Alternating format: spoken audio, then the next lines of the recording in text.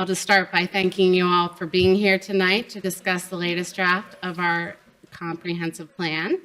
Before we get started, I did want to take a moment to clarify that this is not an official meeting of our Board of Commissioners. So there will be no deliberations or votes taking place tonight. We will not be taking meeting minutes, but it will be recorded so that folks who are not able to attend tonight are able to view later. I'd like to begin by acknowledging my colleagues who are joining me this evening, starting with Commissioner Brian Gondek for the 1st Ward, Commissioner Sherry Forsty Grupp for the 2nd Ward. I'll move on to Commissioner Connor Quinn for the 7th Ward, Commissioner Jerry Hart for the 8th Ward, and Commissioner Mike McCollum for the 9th Ward. Regretfully, some of our other commissioners are unable to attend or may attend a little bit later this evening. No, she's got it. So now I'd like to start just by inviting our Deputy Chief, Joe Hagan, to join it to start our Pledge of Allegiance. Thank you. I pledge allegiance to the flag of the United States of America and to the republic for which it stands, one nation, under God, indivisible, with liberty and justice for all. God bless America.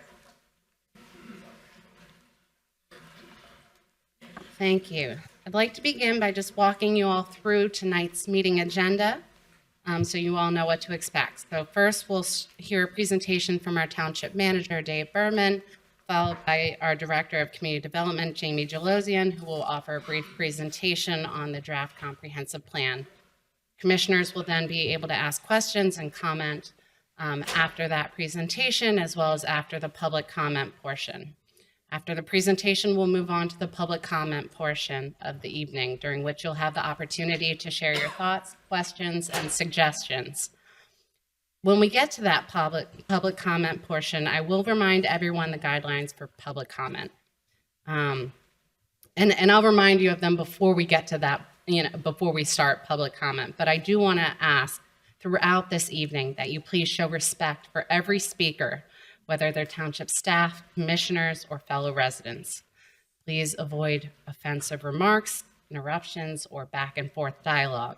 This meeting is meant to be constructive and respectful, and a respectful exchange of ideas. Each speaker will have approximately 3 minutes to share their comments. I encourage you to use your time thoughtfully, keeping your remarks focused and concise. To the extent that you're hoping to echo someone else's remarks, please just be sure to say that. I don't know, given the size of this room this evening, we want to make sure that we hear everybody who wants to be heard. But if you're able to just say, I agree with that, that would be great too. We'll make note of that. If you have any questions, please include those in your comments. And township staff or commissioners may address them following the public comment portion. So before we get started, I wanted to leave you with an important reminder. We're all here because we care deeply about this community, and I really want to say thank you all for being here. We may have different perspectives or priorities, but at the end of the day, we all want the same things: a happy, healthy, and safe township with a positive quality of life for everyone. Our goal tonight is to work together and to ensure that this comprehensive plan reflects the values and vision of our residents.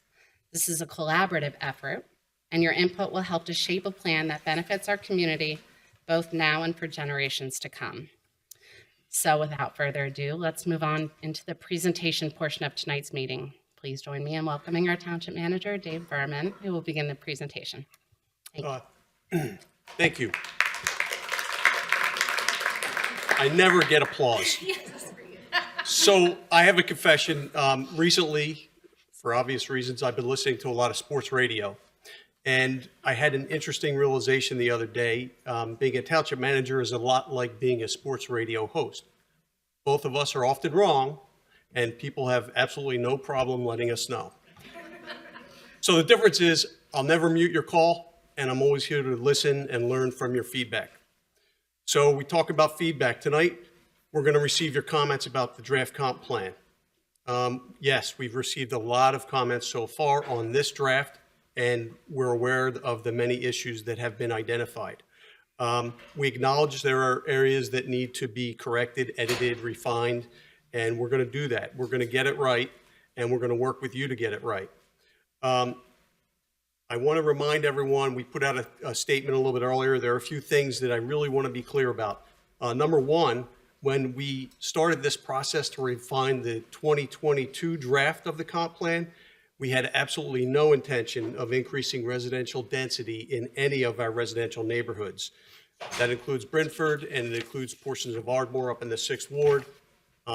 Unfortunately, an error was made in our methodology, and it led to the appearance of increased density in some of those neighborhoods. Jamie Gelosian is going to present shortly, and she's going to explain a little bit more about what happened. But rest assured, we will be correcting that. The final map and plan, once completed, will not show any increased density in residential areas. Number two, the plan proposes mixed use in some commercial areas. We've noted that the designation of those mixed use areas was extended much further than was originally intended. And so this too is going to be corrected in the next draft. Some people would say, why are you having this meeting if you know that so much is wrong? And really, we want to be transparent. We put it out there. We all make mistakes. We want to be transparent. We want to work with you to get it correct. Sure, we could have just taken it down, but then there would have been more questions than answers. So that's why we're having this meeting. And my last point, regarding the Haverford Road diet, there was some language in the plan, some narrative, and that should be corrected. It should clearly reflect that the township continues to work with PennDOT, exploring whether any of the components of the proposed road diet could enhance safety while minimizing inconvenience for the residents living along and adjacent to the corridor. And in fact, we did meet with PennDOT earlier this week to discuss that very matter.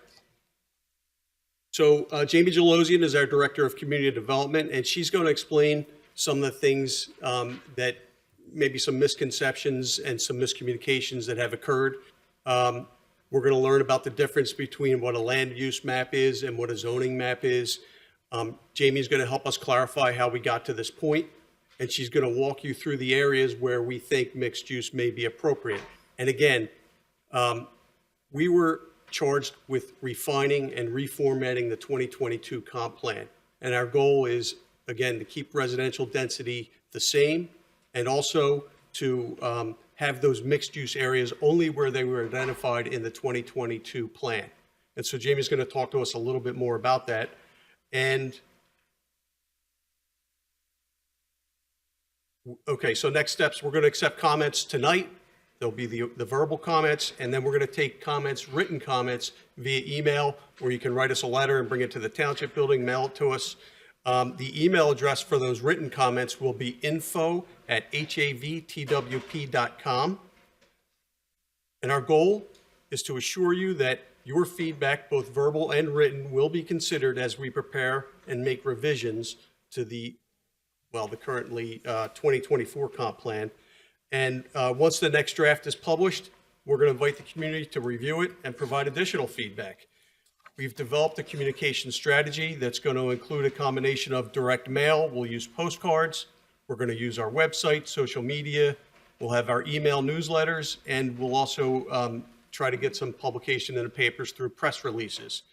So the process is going to take some time. We recognize that, but our goal is to make sure the final comp plan that the board considers reflects the values and vision of the community. When the board's ready and comfortable, they'll conduct a public hearing and move forward to consider adoption.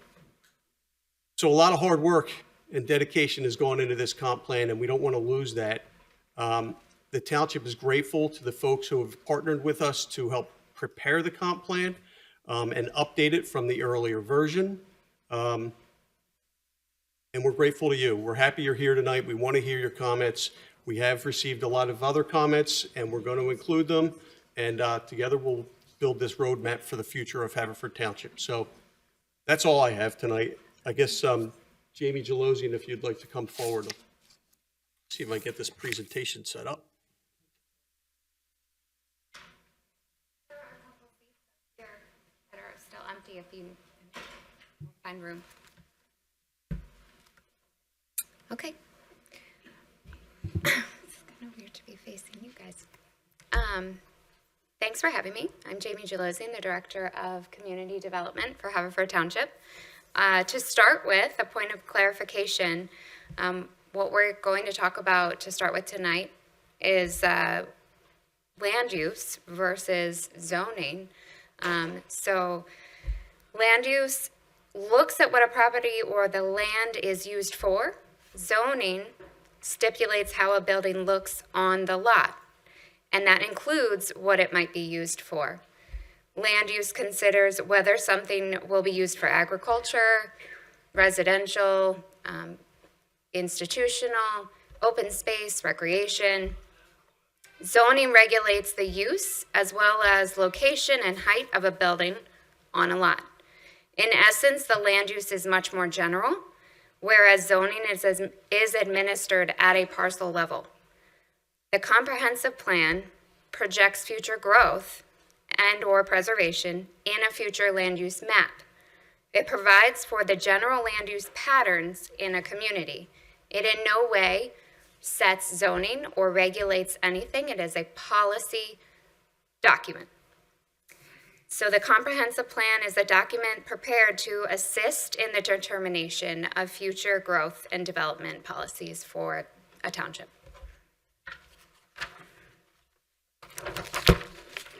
The current land use map and the future land use map were maps created with a general approach to land use. Unfortunately, for this version, the criteria that was used to delineate the residential categories was not the same between our current land use map and our future land use map, resulting in the perception that density would be impacted. However, there was never any intention of changing the density for any residential areas of the township. So just to be clear, there is no intention that density would increase in the residential areas of the township. While the plan does call for a mixture of residential and commercial development in certain commercial areas, the designation of the mixed use expanded much further in our future land use map than was intended. The mixed use category in the future land use map, we will return to the previously contemplated boundaries set forth in the 2022 plan. I want to talk a little bit more about this mixed use category and the terminology that was used in the 2022 draft and how we are calling it now mixed use in our 2024 version.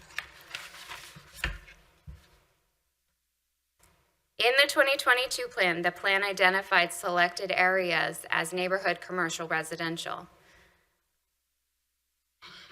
This designation called for a change in zoning that would encourage and allow second-story residential use above commercial areas. In short, this is also known as mixed use. Therefore, in refining this plan, we sought to simplify the designation and call it mixed use. Mixed use is more straightforward and it's a common terminology for this type of land use. Currently, the township does not permit mixed use in any district in our zoning ordinance, even in the areas where this may currently exist on the ground. The designation of mixed use in the future land use map will be consistent with the areas where the 2022 plan designated neighborhood commercial/residential. And generally, it is applied where certain mixed use currently exists. The locations are going to be the commercial portions of Eagle Road, east of the YMCA, the commercial portions of Oakmont area, south to Haverford Middle School. There's select areas on Westchester Pike, ranging from Manoa Shopping Center to Township Line Road, and then the eastern side of Haverford Road between the Busway and Windward Road. If you're familiar with these areas, you will acknowledge that some of them do have those mixed-use buildings. They do contain some of that on the ground today, and that's what we're looking to capture. That concludes my portion of our presentation. I'm here to answer any other questions that you guys have. Thank you. Our township manager did already mention these next steps in terms of the plan. That said, I'll open it up to my colleagues now for any questions or comments that they have for Mr. Lozian or Mr. Berman. Nothing at this time? Hearing none, let's move on to public comment. Thank you. So again, we'll move on to public comment. And to allow everyone to be heard this evening, each speaker will be given approximately 3 minutes to share their remarks. If you go past 3 minutes, I will ask you to wrap up. Again, this is not a question and answer portion. You are encouraged to mention any specific questions you have during your portion of public comment. The commissioners, of course, and our township staff will be listening closely and be able to respond or comment following the public comment portion. For follow-up or individual concerns or questions that you have, I would encourage you to contact your commissioner directly or township staff at the conclusion of the meeting, or to reach out to them via email or phone. With that, I'll now invite our first member of the public to the podium. When coming to the podium, please state your name and address to begin your remarks, just so we have an idea of where you're coming from. Okay, I'm going to start on this side. Alice? Yes, please.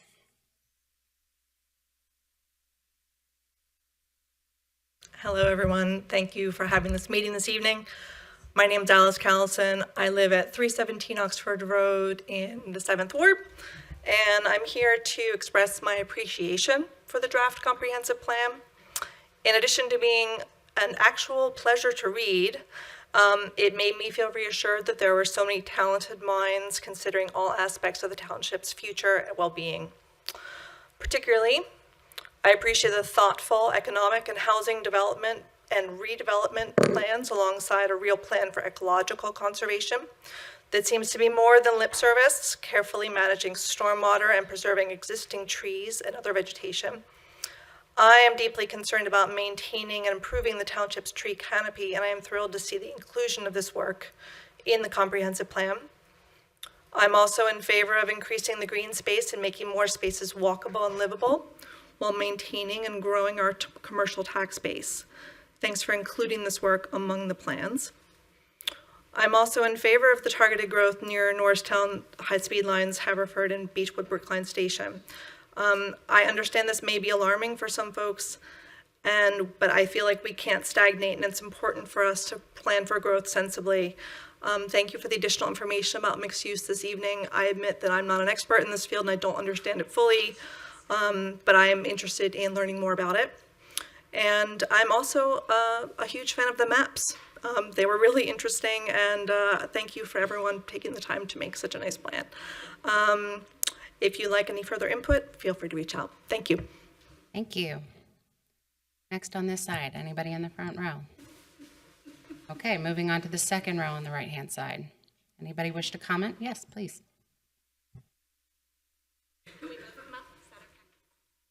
Husband, wife? Yes, Residents? yes, no problem. Okay, my name is Beth Radek, Dan Radek? and we live at 1517 Darby Road. I've lived in, well, my parents have owned a home here for 61 years, so I grew up here, and I've lived here for the last 24 years at the address that I'm currently at. What we just heard cleared up a lot of concerns that I had specifically about our neighborhood. However, I do have a couple things, like for instance, zoning was mentioned as not being a part of this plan, yet it says right in the plan that one of the recommendations is to update the zoning for those mixed use areas. So I guess part of my question is, like, when that happens, if it's not going to be in this plan and you're just going to designate spaces for mixed use that weren't mixed use before, then the zoning will happen after the plan is approved. And what would that involve? Like, how much impervious surface will be allowed on those properties? How much percentage of building on those properties? Because that's, you know, a big difference. And can our stormwater system handle it? Does our stormwater system, do we have a map for our stormwater system right now that maybe anybody's even looking at? I mean, do we know what our stormwater system can handle currently? And would it be able to handle increased use. Because when you're talking about mixed use, my concept is a landlord, an owner, buys the property, develops it, they put a State Farm or a bank or a restaurant, because it says restaurant in there, on the bottom, and then they have 2 apartments on the top that they rent to 2 other renters. So now the owner doesn't even live in the township anymore, and there's a lot more going on that property that involves everything, stormwater, sewer, all kinds of things get it. So, if you guys are doing any kind of testing or any kind of research on these things, it would be nice if that was made public, like with a professional company outside of the township. Studies that you do, it would be nice if they were made available also. What else? Like lots, are the lots that you're considering changing to mixed use, are they deep enough to have parking? Because I know we're talking about a walking area, and that's great, and we have that. It's called Brookline, it's called Eagle Road, we have plenty of walking spaces that everybody can walk to. The truth of the fact is, 4 months out of the year, no one's walking anywhere, and if it's raining, no one's walking anywhere, everyone's driving. So parking, you might be able to say, oh no, everyone's gonna walk, they're not. So parking is a big consideration for these places.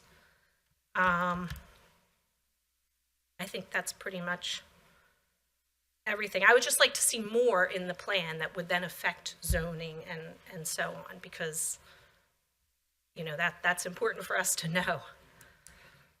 So, okay, that's all that I have. I hope Right on time with You'll 3 minutes. consider. Bravo.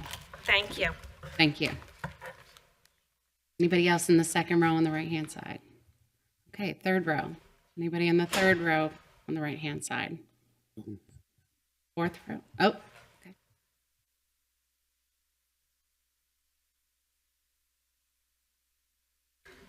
Melissa Ungbar, I live at 734 Rugby Road, and it's nice to see you all again. I don't have any prepared comments, but I do have to say I'm just a little overwhelmed again. It is concerning to me that, while I appreciate the work that's gone into this, that it was published with major flaws in the documentation. You say you want to inspire trust. That doesn't inspire trust. And then coming here tonight, I was expecting a lot more in terms of, why not a map of what the actual zoning that you intended was here? Like, I don't know any more than I did 2 weeks ago or, a month ago when this came out. And I live right off Haverford Road. And I've lived there for 27 years. I have serious concerns. The speed, there are cars going 100 miles all throughout the day on that road, no lie. There are ambulances, emergency vehicles because of where the hospital is. In the document, it talks about making that like a walkable, I don't even know what that looks like in that area, but no one's walking. And if you're gonna be moving all these people in, they're gonna want cars. So, they're still gonna have cars. There's still traffic. It's just not an area, and I don't even have like a visual of what does that look like? Like Lower Marion, years ago, put together their plan, and when they presented it, they had visuals of what it looks like today and what it was gonna look like in the future. They're on track. What they're doing right now is what their plan looked like when they presented it. There's no vision of like, how do we get here, where we are today, to what that vision is 10 years from now. And yeah, zoning, it's different from land use, but I've been in front of this board many times to have to address zoning issues on what's happening and where zoning's getting approved. The gas station that we're fighting that with, residents paying for attorneys to try to fight some of the things that are going through. So we need more, we need transparency, and we need people, let's have some vision. Like, what does this really look like? It's one thing to have words on paper. It's very different to say, like, what is this gonna look like in our community 10 years from now?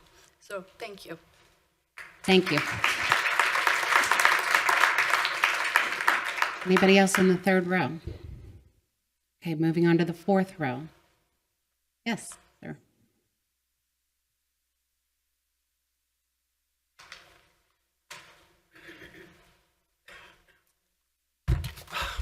My name is Morris Olitsky. I'm at 1704 Sue Ellen Drive in the 4th Ward.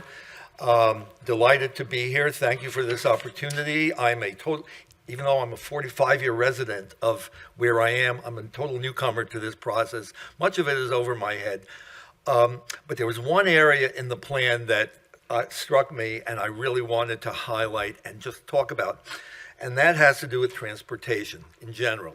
So the transportation goal is to improve accessibility by providing opportunities to utilize public transit, walking, and bicycling as primary means of transportation. Maybe I don't read this correctly, but as I read this, it looks like there's an assumption being made that Haverford Township residents want to reduce their use of their own private vehicles and cars and switch to buses, trains, bicycles, and their feet. I don't see any evidence support that assumption. I don't see a survey. I don't see usage data. But I found usage data. I'm actually a retired government statistician. 96.2% of Haverford Township residents own at least one motor vehicle, and 2/3 of us own 2 or more. I don't see people wanting to abandon their cars and use these other modes. How many people want to go to a supermarket to buy food for the week and carry the bags home on foot, on a bus, or on a bike? I mean, that's just not realistic. Personally, actually, I grew up in New York City with no car. My parents couldn't afford it. I was actually poor, and I lived that way. But we had a bus. New York is not Havertown. Havertown is suburban. We're not New York. We're not Philadelphia. And even the people that go by train, and I've commuted by train to Philly or to elsewhere, they're more likely to drive to the train station than walk there, simply because the township is that spread out. It's 10 square miles. Most people live not in easy walking distance. Furthermore, 25% of Haverford Township residents are senior citizens. You can't expect, like me, you can't expect us to be biking all the time, and that could lead to falls, broken limbs, and more ambulance calls. I mean, I used to bike, I still walk a lot, but you got to be real. There are other goals that kind of make the same assumptions, and some of it actually is in the climate change plan, which I think that may want to be relooked at. Adding bike lanes, sidewalks, and buses will make people want to use those forms of transportation more. That's an assumption. I don't see evidence for that. In fact, what I've seen in 45 years are a lot of empty buses running around all day. And they're cited in the plan. So, yes, we want to have less traffic congestion. We want to have more traffic safety, and that's mentioned in the plan. And we are for that. But that's not the same as as saying we need to abandon our use of private cars. So I have other stuff, but that's really my main point. Thank you so much for this opportunity. Thank you.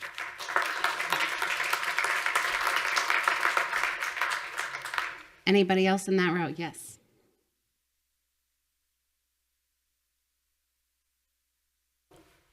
I'm Lauren Bombach from 2930 Belmont Avenue. Been there 35 years. I thank you for inviting us so we can have a conversation. I agree with the woman that pointed out that no proposal should have been released with that many mistakes in it. And I think that's why so many people are probably here tonight. I teach college. If a student had presented something like that, they probably would have gotten a grade of D. So, and I want to agree that if we're going to increase density, I think we then need to balance that with more green space and shade trees. So I think when you increase density, then more open space becomes important and green space becomes important. Also, I think it's really important for the township to outline, even if it's just bullet points, what are your missions and goals behind this plan? Is it just to increase density, or do you have a bigger set of, bigger mission and a bigger set of goals? Do you want to beautify the township? Do you want to make the township feel more like a community and not suburban sprawl where people can walk to get their groceries and get their dry cleaning done and that sort of thing? So I think it would be really important to upfront say what your overall goals are for this. And if it's just an increase in density, that doesn't seem like quite enough for all this effort that you're going to.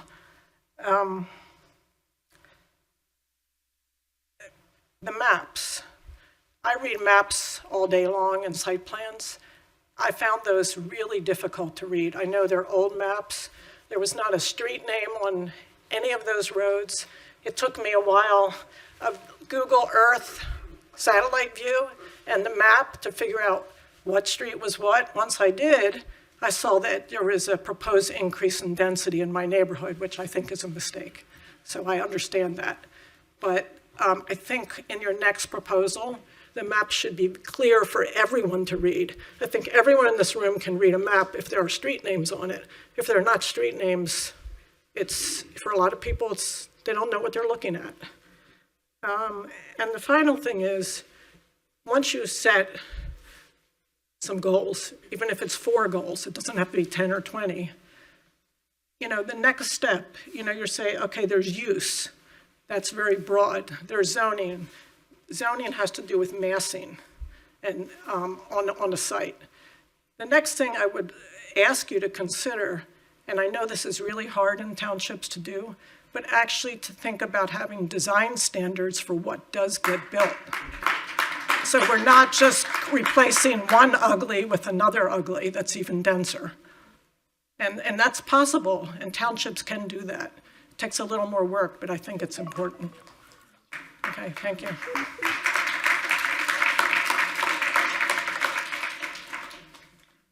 Anybody else in that room? Yes.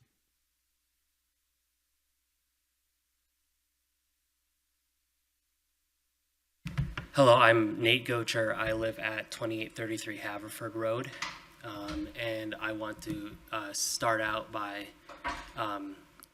echoing the comment just made about design standards and reflecting a couple of other comments that what would really help to see in a comprehensive plan is a visual about what the vision for the appearance of these neighborhoods is. I'm a practicing architect. I live on Haverford Road, and it is very ugly. The stretch from Ardmore Junction to Wynwood Station has really great shops, really great amenities, but it is not a beautiful place, and there are many stretches of impervious pavement. There is no green along that whole stretch, and the sidewalks are in terrible shape. And I try to take my kids from my house to Merwood Park, and it's impossible with a stroller because the sidewalks are too narrow and are blocked by a light pole at one point. And that whole experience along there, I think, demands action, it demands change, and it demands beautiful change. And I think that mixed use change can be that. And it can appeal to those who wish to maintain the beautiful parts of Haverford Township. Brookline has been mentioned before. If that's what is being proposed, I think people love being on that street. And so I think to say if what by mixed use we mean a tree-lined street with a couple of stories, with establishments like the Head Nut that has apartments above, Brookline has apartments above, all these things. And I think it's really important that the public knows that this is what is the goal, because I think the public can get behind that. Thank you.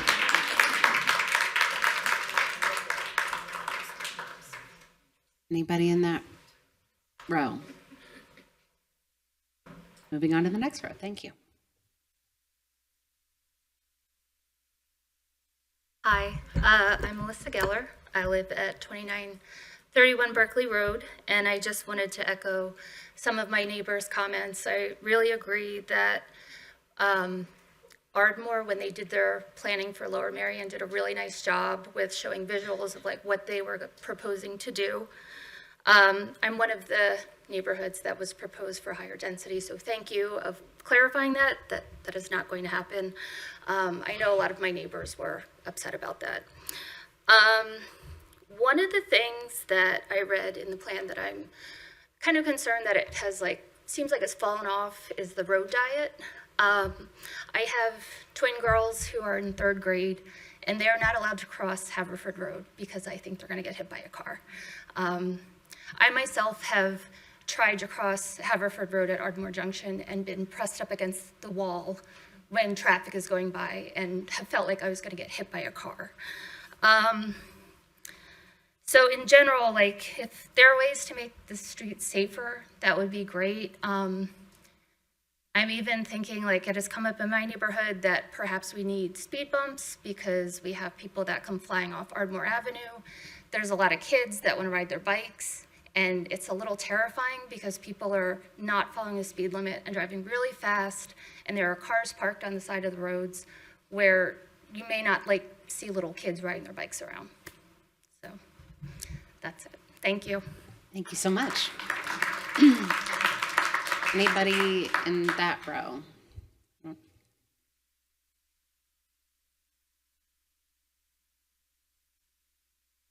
Good to see you.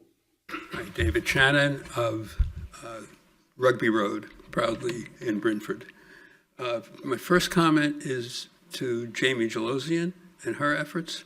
I'm a member of the Planning Commission, but I'm not speaking on behalf of the Planning Commission, just speaking on behalf of myself. But I did work on the draft 2021-22 draft, 2022 two drafts, and participated. It was there for all of the 10 meetings on that plan. I also, with others on the commission, worked on attempting to revise the draft to make it clearer. I should have brought my draft because each line has red and blue and green markings. And we did finally give up on that. And I say all this background to say that Jamie Gelosian, to my own knowledge, did an amazing job of revising the plan to make it clear and readable. Doesn't mean I agree with the plan, but I agree that it was a tremendous amount of work went into that. And those of us who worked on it really appreciate it. That said, I agree with the comments about maps with streets would be a great improvement. And maybe break it up into different sections so that each page doesn't require a magnifying glass. My eyes are still good, but magnifying glasses were necessary. But the streets would be an enormous help. There was one line in the plan that troubled me, several, but one in particular said I don't think it intended as it read, but it said we should accommodate non-conforming uses. That would be a real problem throughout the township. It has never been the policy of the township to accommodate non-conforming uses, but rather to work on their gradual elimination. They are required under the Pennsylvania Constitution to continue, but they don't get accommodated. They are limited to their initial non-conforming use.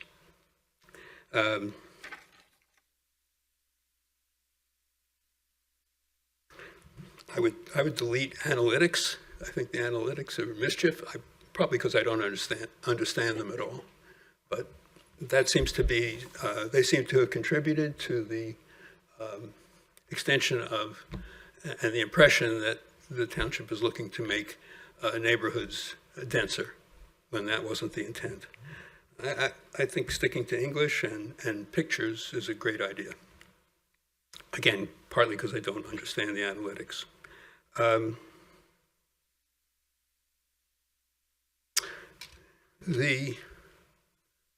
At a planning level, I think there are some misconceptions about the plan. One is that we did have 10 meetings to look at the 2022 plans, to get we, the Planning Commission, to get solely for the purpose, as I understood it, of hearing the community's views of the plan, not to make a new plan. That had already been done by an ad hoc committee set up by the commissioners to prepare the comprehensive plan with the aid of a professional planner. I won't recite the whole MPC code provisions now. I put that in a written document if it's needed. But I'll just say, if there is anything new that was not developed in the 2022 comprehensive plan, which really focused on a town center, not on the neighborhoods. That was an initial decision, and that was carried through in the plans, in the 2022 plans. To the extent there's anything new, I would urge the commissioners to do that through the planning process, not through, say, based on comments tonight and in the future.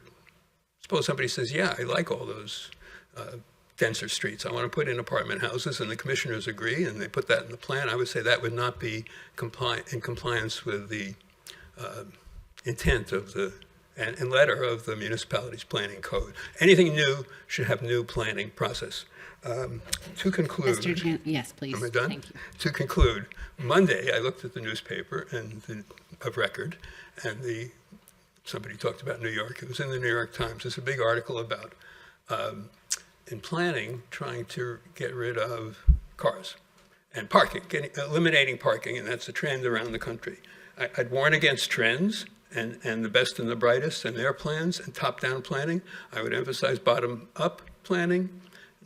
And secondly, in that article, there was some great ideas about getting rid of parking and reducing the excessive parking, mostly in cities. But then, as I read on in the article, it sounded very familiar. One of the planners said, well, you know, there's trade-offs in everything we do. And they mentioned the feedback they got from the community, like tonight, and that policy changes affect the everyday lives of a wide variety of people. Changing parking rules have received backlash from residents who are concerned that reducing the requirements will lead to less parking overall, and as a result, the influx of traffic from drivers hunting for off-street parking. Unintended consequences, and for that reason, community input first, planning first, and then new ideas. Thank you.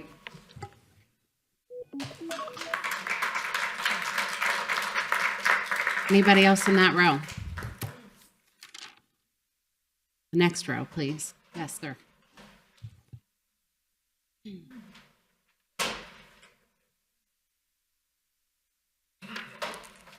Hi, I'm Richard Abraham, 143 Colfax Road. I wanted to correct a couple misconceptions about the Haverford Road diet.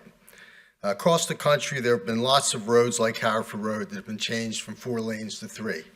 And there have been lots of studies of the results. Reading from page 80 of the comprehensive plan, it says, well, it may be possible that the proposed road diet will improve safety. That's not a possibility, that's a certainty. We know from these many changes that have been done to these roads that it always increases safety. And then it says, resulting in increased queues at traffic signals along the corridor. That also has been proved not to be true. I know it's a little bit counterintuitive, but if you look at Haverford Road now, every intersection, somebody's going left anyway. So it always comes down to one road. The only difference is, if it's 3 lanes, you know it's a left turn lane so people don't get stuck behind it.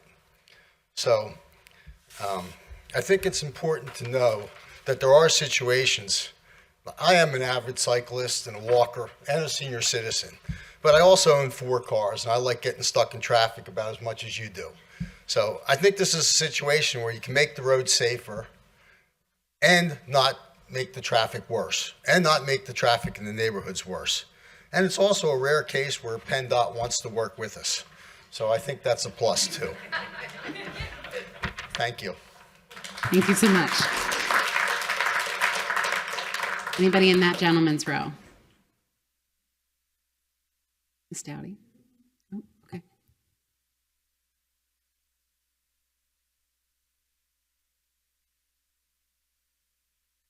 Good evening. I'm Beck Wagner from Rosewood Lane. I want to start with the conclusion of the executive summary of the comprehensive plan 2024. It's not just about keeping Haverford a great place to live. It's about making even better for generations to come, ensuring that it evolves with purpose while staying true to its roots. Mighty big goal, but are you sure? Can't tell you how many people said Eagle Road was ruined by the Y going in at the bubblegum factory. Was the Board of Commissioners trying to ruin Eagle Road? I can't imagine that, but that's what people think. The good doctor from Panmure that spoke with the Board of Commissioners last week has pointed out that King of Prussia lost open space because of what was in their comprehensive plan. It was challenged, King of Prussia lost, and now there is a huge Wegmans complex, 15-minute city, where once was going to be open space.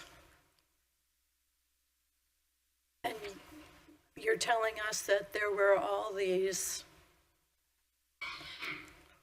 problems with the comprehensive plan. So if you'd voted on that, they would have been there.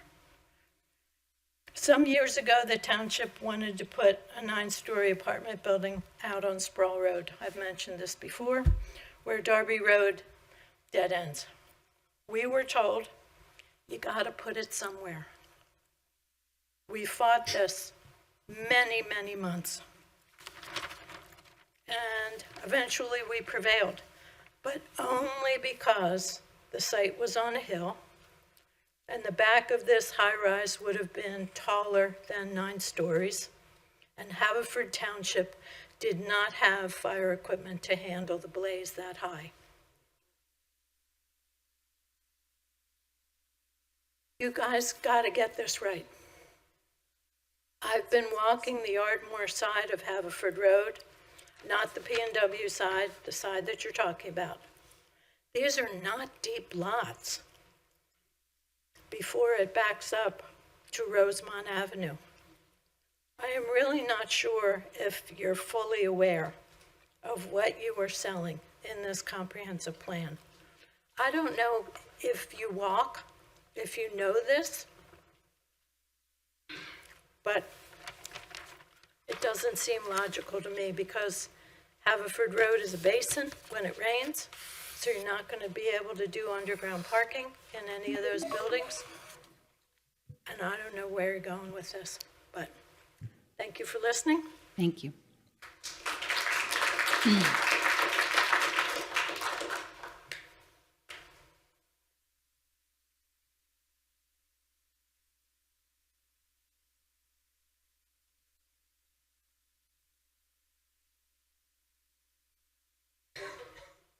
Good evening. My name's Dory Dowdy. I live on Rosewood Lane, a neighbor of Mick's. I want to say one thing, that this seems like a repeat performance. Our communication doesn't seem to be adequate enough for this comprehensive plan. In 2022, June 9th, we had the first meeting, and hardly anybody knew about it. And again, hardly anybody knew about this this time around either. And we mentioned, a few of us, and we wrote to my commissioner, who's unfortunately not here. We could have easily used a recycling calendar that comes to us every year. Everybody sends that to their constituents, and unfortunately that didn't end up happening. I don't know what roadblock happened with Mr. Holmes to have that happen, but I was disappointed to find out he sounded like he wanted to do that, but he's not here to speak to that, so I don't really know why it didn't end up happening. But if people don't know about something, they can't really react to it or participate in it, and they can't be included in something that might affect them. And it really upsets me. This is happening again when this happened 2 years ago. It's really upsetting to me. So in addition, I went to the Planning Commission meeting in January, and I mentioned to them, why isn't this plan going through the Planning Commission? I felt like it was a new plan, even though it was stated that it was only going back to the steering committee. Mr. Berman had said it was going back to the steering committee for reformatting, for clarity and consistency. I have a background of data analysis and graphic design, and I understand what reformatting is. It's not dealing with content so much. It's dealing with the visuals, the headings, the subheadings, the paragraphs, the formatting of the text, but not the change of the content. And many people I've talked to have said that there's been a change in the content. There's information that's not in the 2024 plan. There's information that's missing from the 2022 plan. And the 2022 plan has things in it that are not in the so it's like a Venn diagram. You have stuff that's in both and not in either one. So to me, I went to the Planning Commission. I said, hey, shouldn't you guys be reviewing this? Are we skipping a step here? And they were not directed from the Board of Commissioners to do any kind of review or evaluation.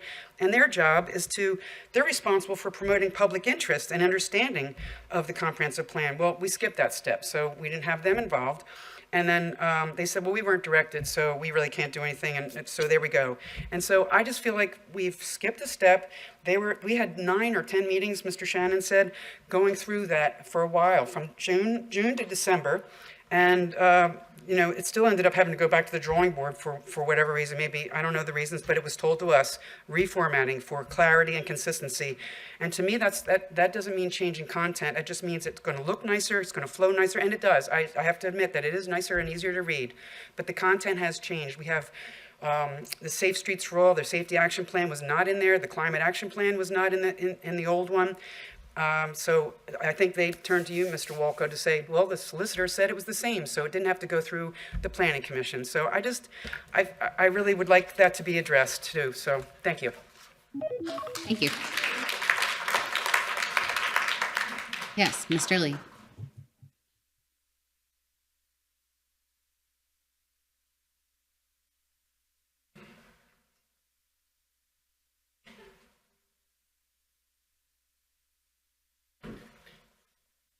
Hi, my name is Michael Lee. I live at 304 Fairlamb Avenue. I really didn't prepare to speak tonight, but I was kind of surprised at how short the presentation was today. I didn't feel like I learned anything. This is a pretty extensive document, and I think we could have gone through more information. And I think it's the same thing happened with Safe Streets last week. There's virtually no presentation on the document. And some of the questions asked here tonight would have been answered if we had done the Safe Street thing last week. So I think both things have been deficient. I'm looking at the future land use map and the current land use map, and there's a lot of changes. General construction, general commercial becomes mixed use, medium density, and there's a whole big increase in high density residential up in Brentford. And it looks like the low density residential has really increased in the township. And I'm kind of wondering what's going on. And can you explain these maps? And I don't see how we as residents can talk about this until we see the actual maps and what's actually going on. The other thing is, I'm a big fan of the September 2022 plan. And the reason why I like that plan is that it specifically tells everybody what's happening on their streets. And I know we're talking about the different street zoning and whatever, but we need to know more. And the plan has changed significantly. We took studies in here, like Safe Streets and the park study, a couple others that weren't even around in 2022. So I just think we have to do a lot more. Thank you. Thank you. Anybody else on this back row or this side, please? Thank you.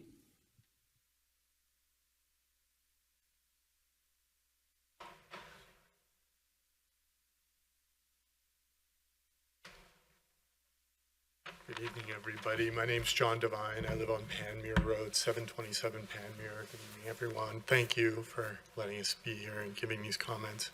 I think the thing that's most, I wrote down a bunch of things, and I'll probably email these to you rather than speak them now.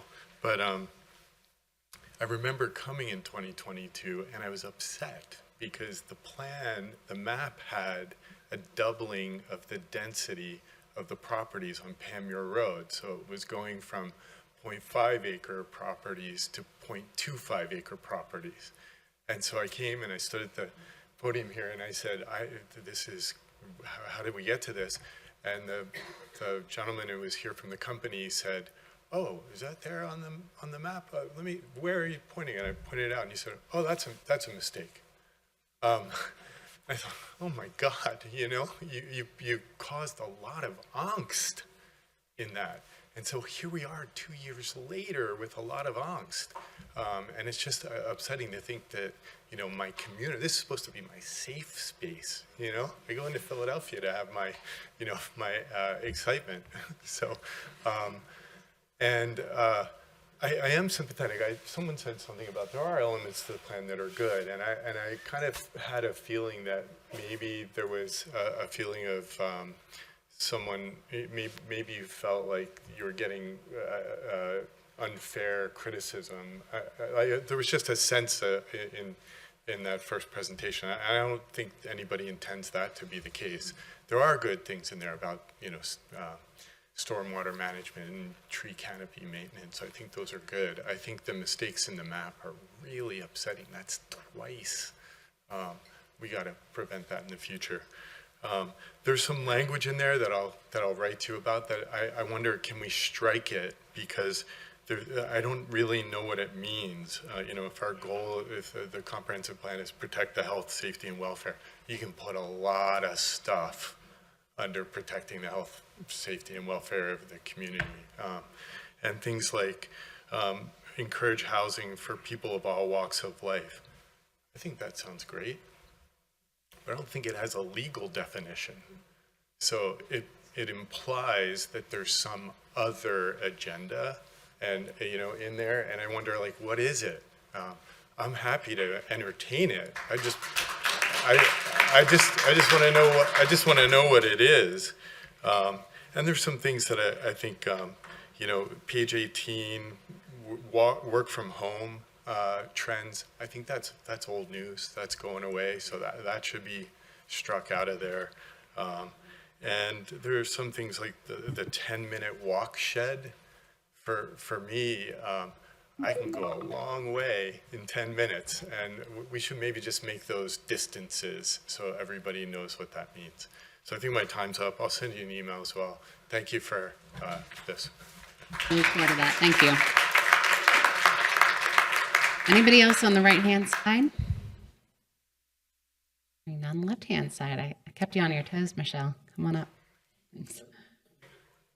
Oh, there is one more. I'm sorry. Jeez. Michelle, I'll get you next. Sorry. Hello, my name is Michael Golightly. I live on Rosemont Avenue, which is right behind Haverford Road. From my backyard, I can hear the rusty nail, and it's sometimes pretty good. But I just didn't plan on speaking, but I want to say a couple things. I've heard a lot of great things tonight from neighbors. One, I think we can kind of all agree something has to happen with Haverford Road. It's an eyesore. No one likes the traffic. I have to repeat again, it's an eyesore. Like, nobody would design it that way. We have a great opportunity to change what it looks like, how it feels. Design standards, I've heard that. That's fantastic. Also, a sidewalk. I know there's been some different opinions about walkability and bikeability and public transportation. I think the public transportation issue is a little different than walking and biking. We're heavily reliant on SEPTA, right, for public transportation, which is not always a great partner. I'm someone who took SEPTA every day for a long period of time, and I loved my time going to work and coming back, and it was generally good. But I don't think a ton of people are going to be taking SEPTA to get around the township. But in terms of walking and biking, I do that a lot. I walked here tonight. I know a lot of people that walk. A lot of people don't walk. Maybe they don't walk because walking is not a pleasant experience right now. So I think there are ways that we can improve walking, improve what Haverford Road looks like, without making it more difficult to drive around or park. And throughout the whole process, as long as the community is involved and they understand what the design standards are, what Haverford Road is going to look like, I think everyone will be pretty happy and happy community. So thanks a lot. Thank you. Sorry I missed you. Anybody else on the right-hand side? Raise your hand high. No. Okay. Left-hand side. Michelle. Michelle Alvarez, 134 Hastings Avenue. So many of you may not know, but this whole comprehensive plan started back in 2018 when we had to come in compliance with the state of having a comprehensive plan every 10 years. I actually sat in on those planning meetings way back then, of course, with my passionate interests in green space and parks and recreation and so forth. Unfortunately, the COVID pandemic screeching halt to that whole process. And then we picked up again in 21 to continue. But there was a total disconnect between what we worked on from 18 to 20 to what got worked on from 21 to 22. And now it almost feels like there's a disconnect again about what was worked on 21 to 22 to 24, 25. And as people have said, our big concern in this township is pedestrian safety, getting to whether you want to walk to a park or whether you want to walk to a store or what have you. And we have this separate study called Safe Streets that we all met here last week about. And we have this road diet study with PennDOT about Haverford Road. But it seems like these things are three separate entities and not being incorporated as one theme of safety in this township, in this comprehensive plan. And that basically is my biggest concern. People need to be able to get around in this township safer. Yes, we have way more traffic, not only because of the Y, but Eagle Road is the direct route to the Blue Route for many of our neighboring towns and so forth. And it's just from 2 o'clock on, this town is gridlocked. So we need to look at the whole picture in this comprehensive plan of safety in this township. And that doesn't seem to be a permeating theme at this point in time. So that's all I really want to say. Thank you. Thank you.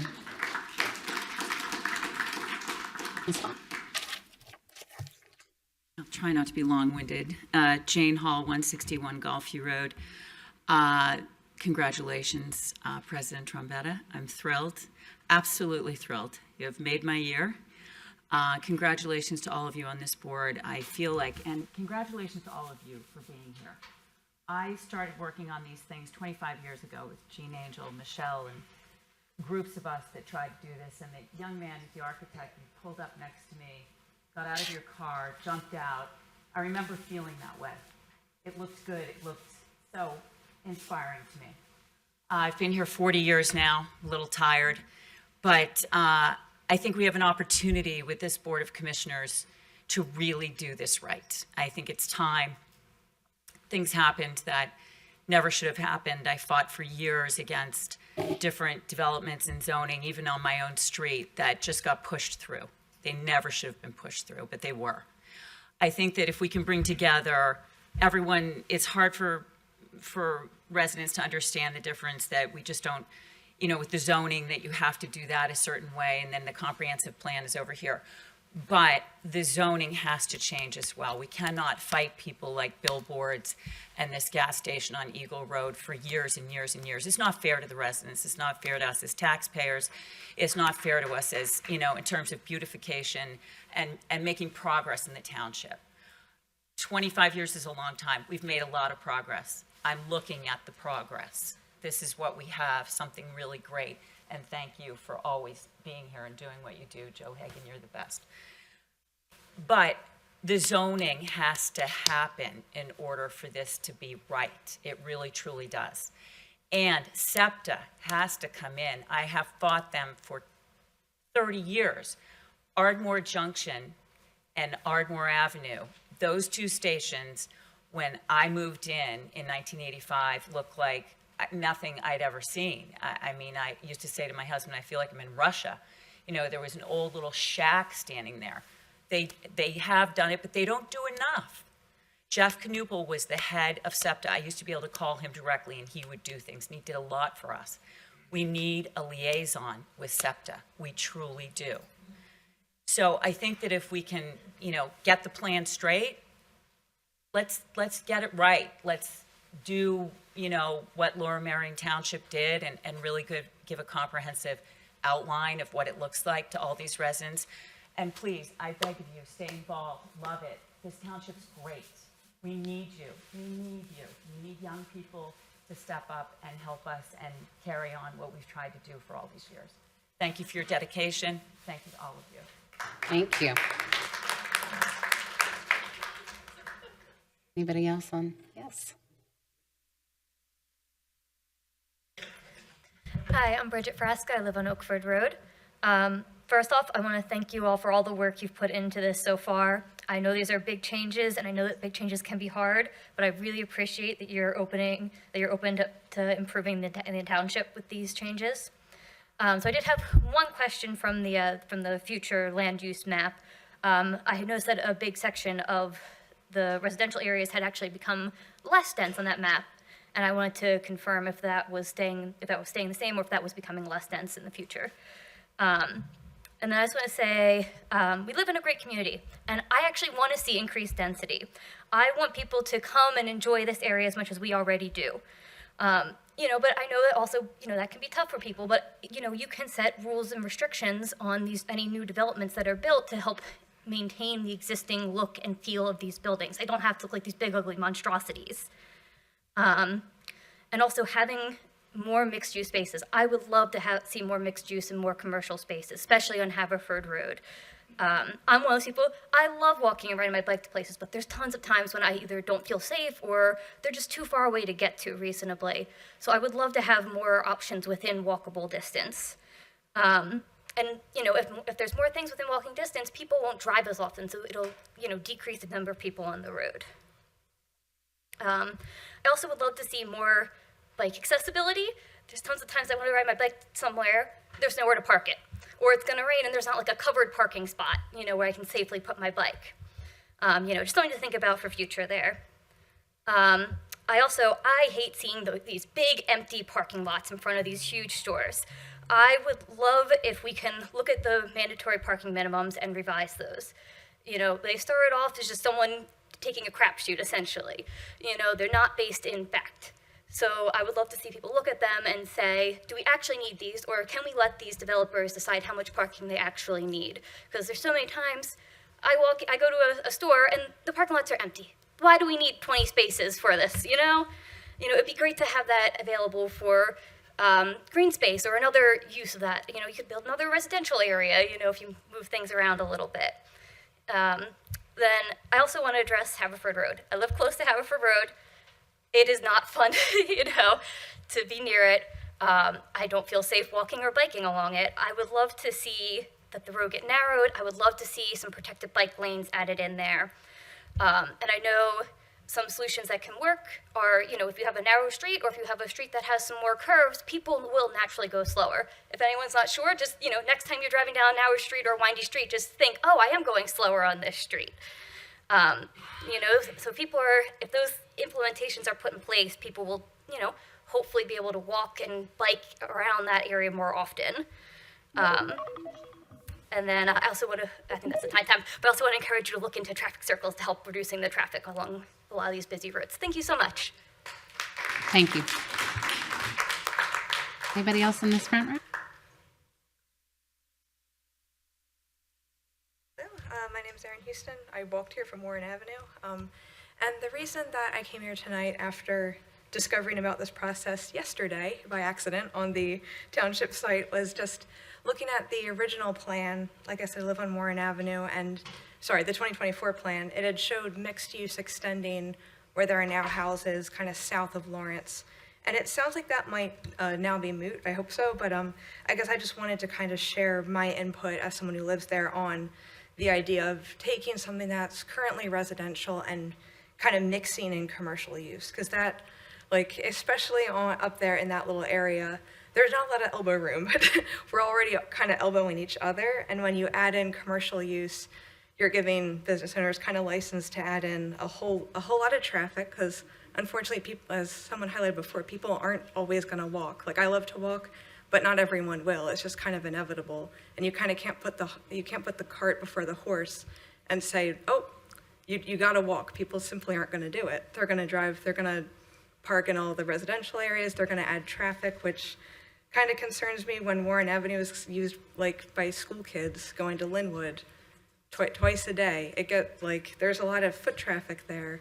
It's concerning to think about bringing in a ton of traffic there when people already drive very unsafely. And it also brings a whole lot of light, noise, and air pollution, and that's not going to really exist on a residential schedule. So I just wanted to bring that up as a resident who kind of hopes to live there a long time. It's not really appealing to think about having a bunch of commercial stuff come in and into a neighborhood. Thanks for the opportunity to comment. Thank you. Anybody else in the front row here?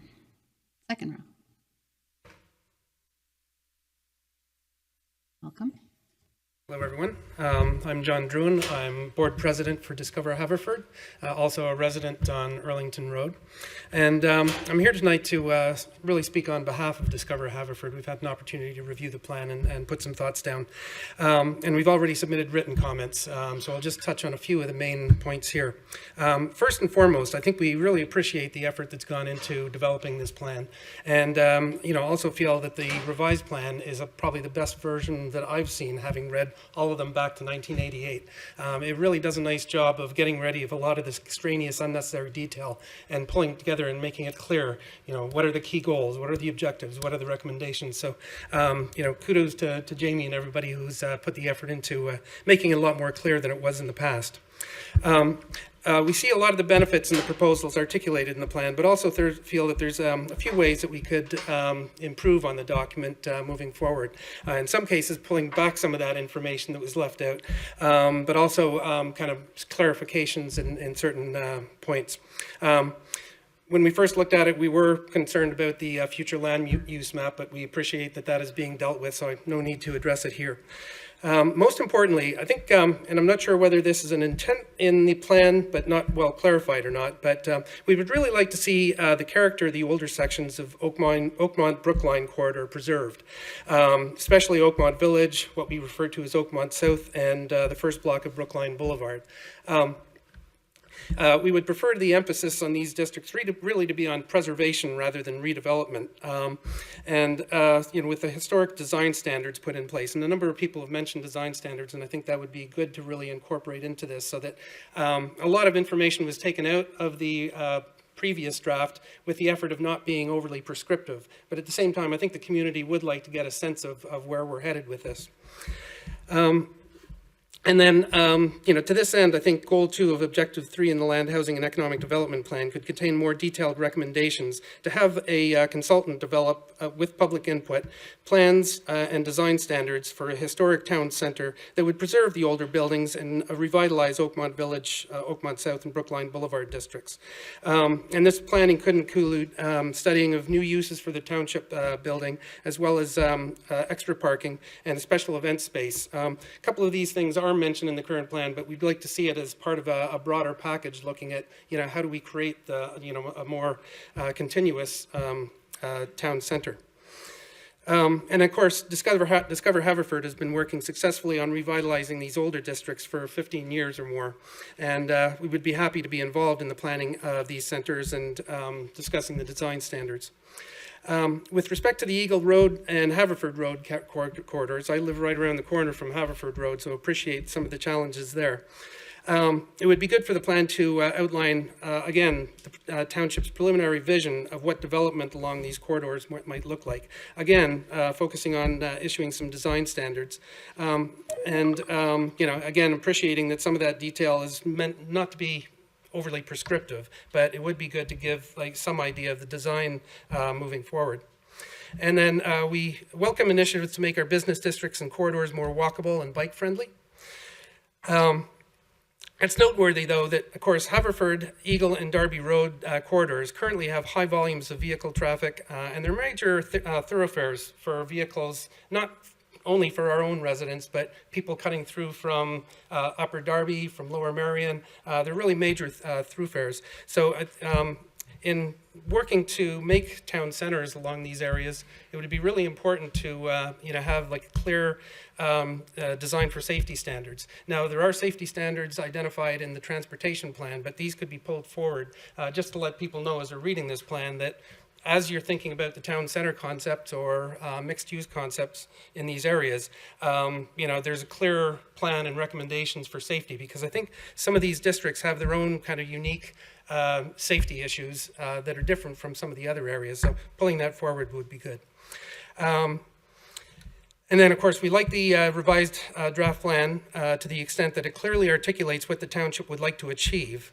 However, it doesn't really effectively communicate why you would like to achieve it. There's a lot of information that from a civic planner's point of view kind of makes sense, and here's the rationale why we would want to do this. But from the public's point of view, it would be really good to include a little bit more context on the benefits to the community.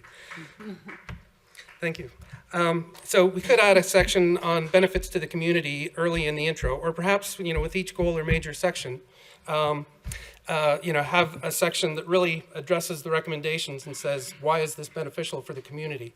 Likewise, it would be good to have anticipated challenges and solutions. That would be helpful in letting the community know that the township has thought through some of the practical challenges to implementing the plan and has concrete ideas of how to address them. And then finally, the 2022 draft plan contains several assurances that the township had no intention of forcing development to occur, and that it would only proceed if current commercial property owners were willing to sell their land. Now, these reassurances are absent from the current document, and this absence, along with the plan's title, Haverford 2035, could really give the impression that, we're wanting to make all these changes over the next 10 years, which would be quite intimidating to the current businesses. So it'll be important to go back and include statements early in the introduction to reassure businesses that the recommended commercial zoning changes in the plan only provide incentives for developers to acquire land and only from willing sellers. So thank you for the opportunity for the public, to provide the public a chance to provide this input, and thanks for listening. Thanks, John.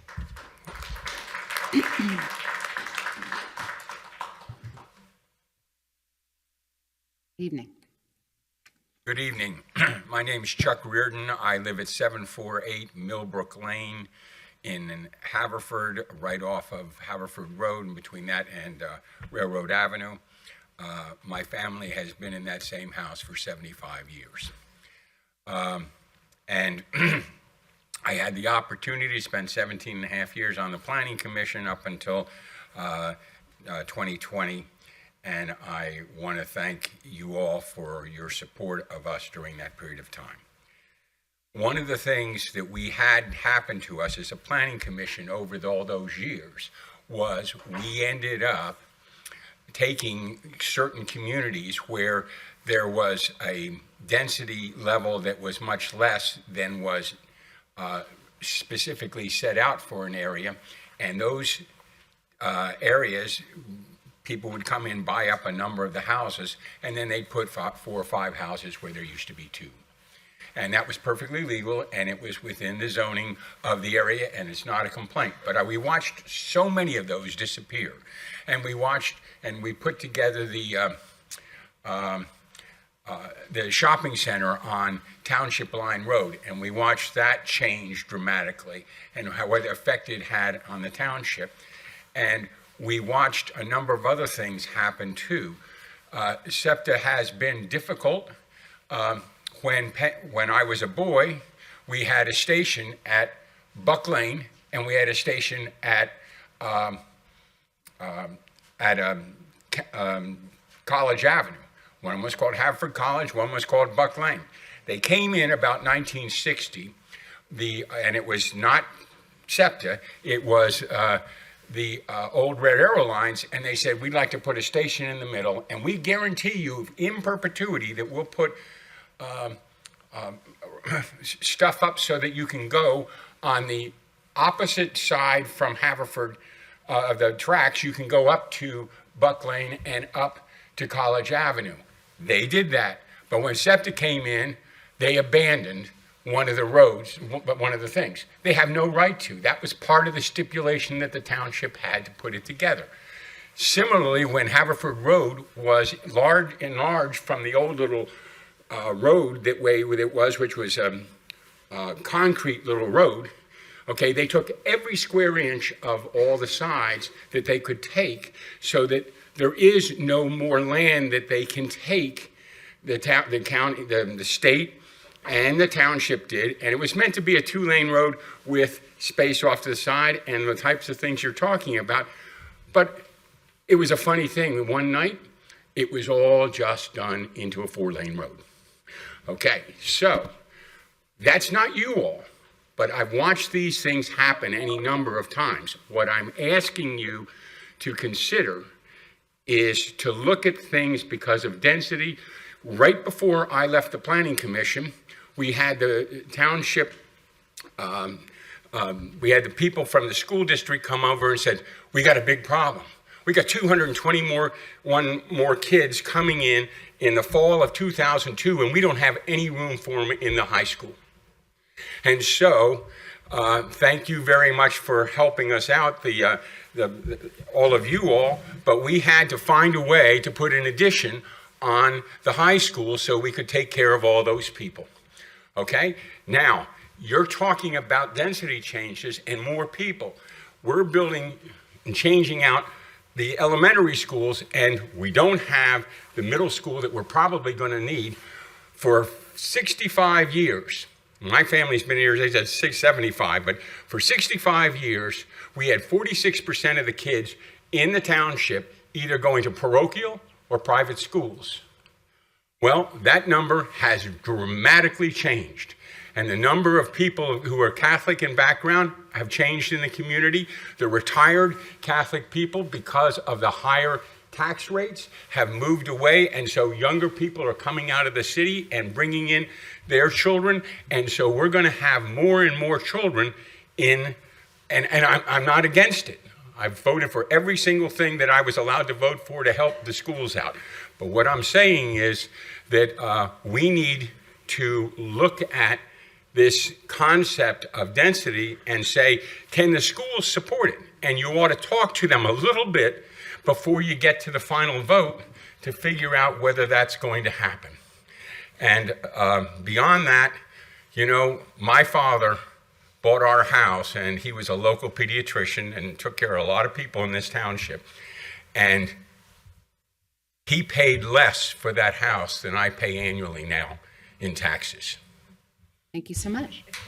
Thank you. Yes, sir.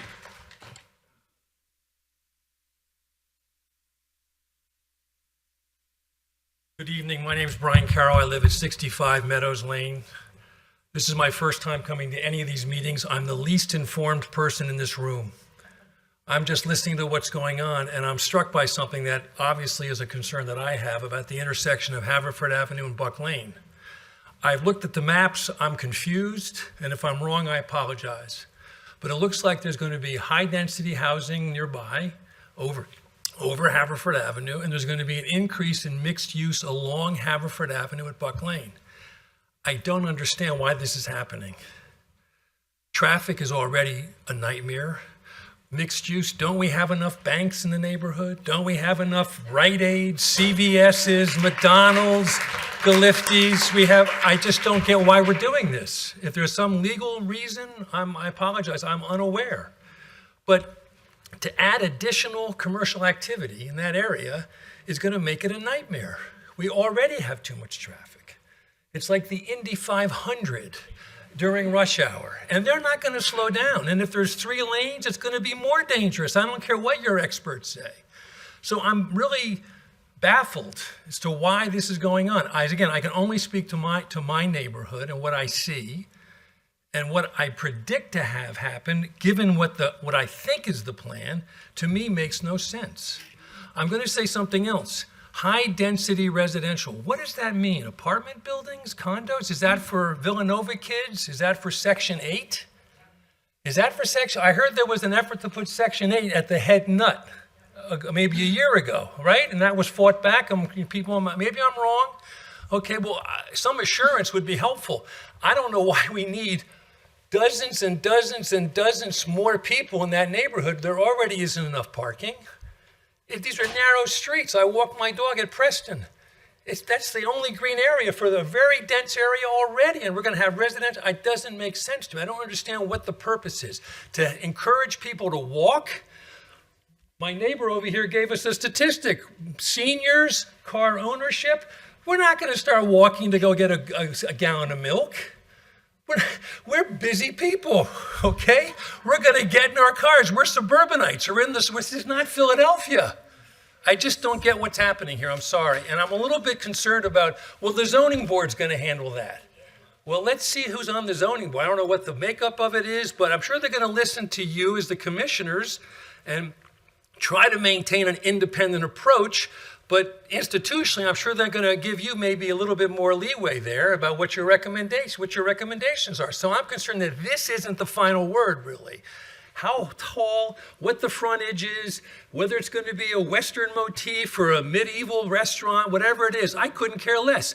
Don't want the people there. We don't need them, and I don't understand why we're doing this. Thank you.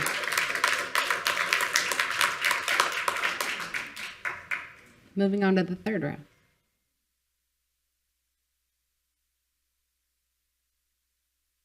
Hi, how are you? My name is Melissa Keenan, and I'm at 2 Pennsylvania Avenue, and I am 54, and I'm just as uninformed. You're not the only one.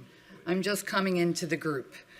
And the first thing that I noticed coming here to get informed was the very first thing that says, this is not an official meeting, nor will minutes be taken, and it will only be recorded for participants. So all of us speaking,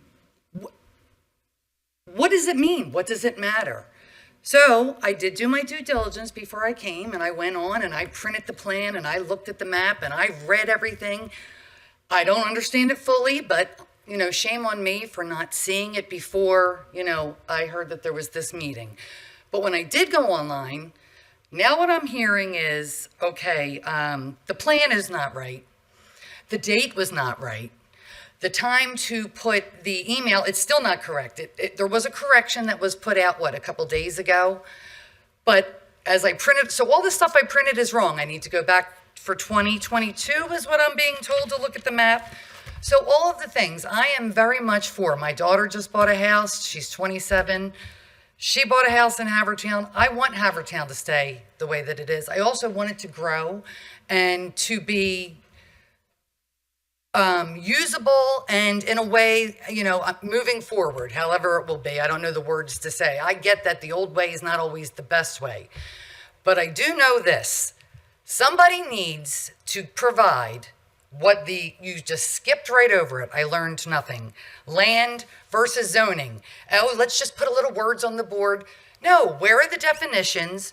Where are the maps? Where are the things that we can actually give some feedback on based on our neighborhood, based on the plan? Well, this doesn't work because this will be this. How are we supposed to know anything without a map, with the land, with the zoning, and the use? How can anyone make an educated or understandable decision and look at it that way? So we don't even know what a map is, but we're talking about all these plans. So when will we be able to get a map? I got to go back to 22, but maybe it won't look like that. In the to be determined revised draft that we don't know, that may or not be published, may or not, maybe they'll put the right one, maybe they won't put the right one. So I don't even know what to put in my current comment on email to be recorded, since tonight is not, because I don't have the right information. So I just would like to know how, as a person in this township, able to even respond without all of the information. That's all I want, is accurate information. Thank you. Anybody else in that row? Yes.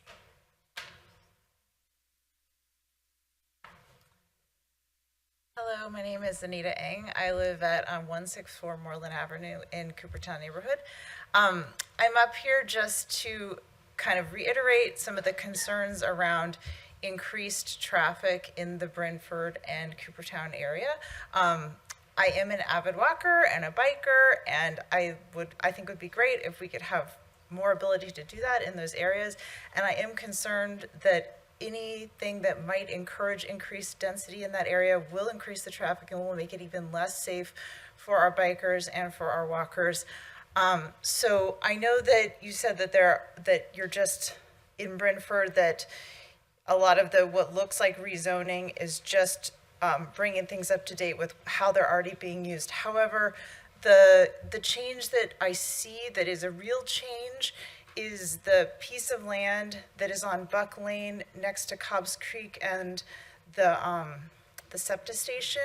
There we have extremely low density residential currently, and there's a big square that is now marked for high density residential right there. And I'm just asking for some clarification as to why that is being done, why the homeowners there were never warned or consulted or talked to about any of that, and also expressing concern that if we do put high density residential there, it will increase the traffic on Buck Lane.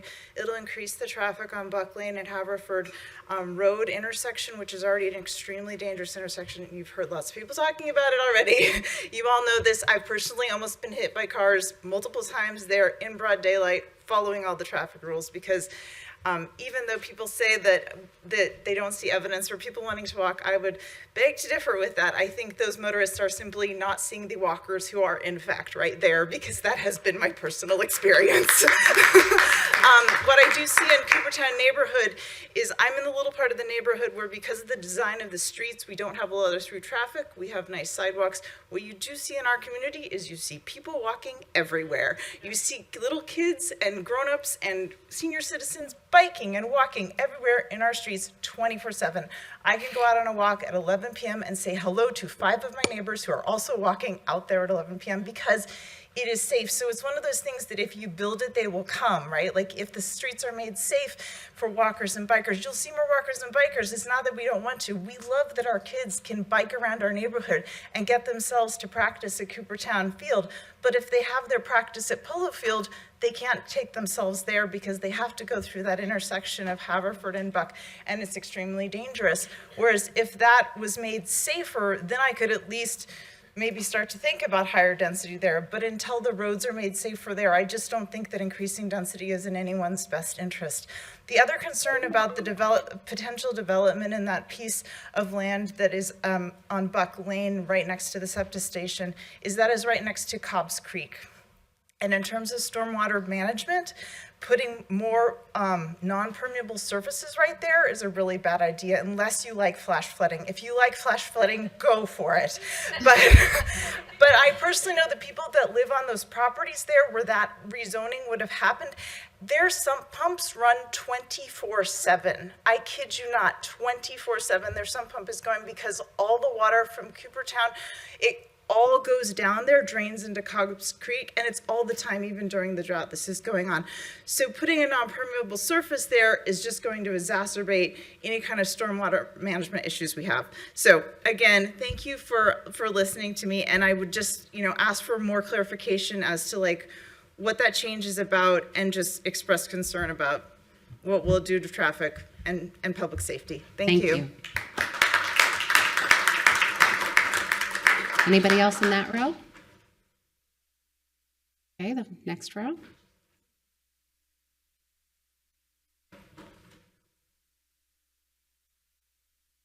How are you? Hi, Noel Smith, Roost Tree Lane, Ward 1, speaking as myself, not as part of the EAC.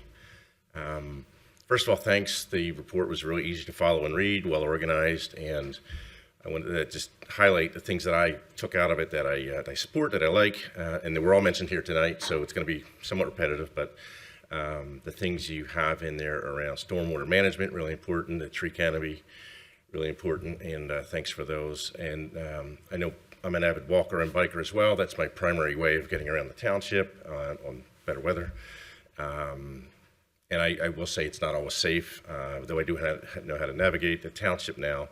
There's ways to improve both walkability, safety for pedestrians and bikers. And I guess the only ask I have is I was involved with some of the reviews of the proposed road diet, and I know that motorists got precedence over pedestrians and bikers, and the engineering manuals actually state that they should get equal consideration when doing any work like that. And so that's what I ask, is just give bicyclists and pedestrians equal consideration when we do make capital improvements to our township. in those areas. So that's it. Thanks. Thank you.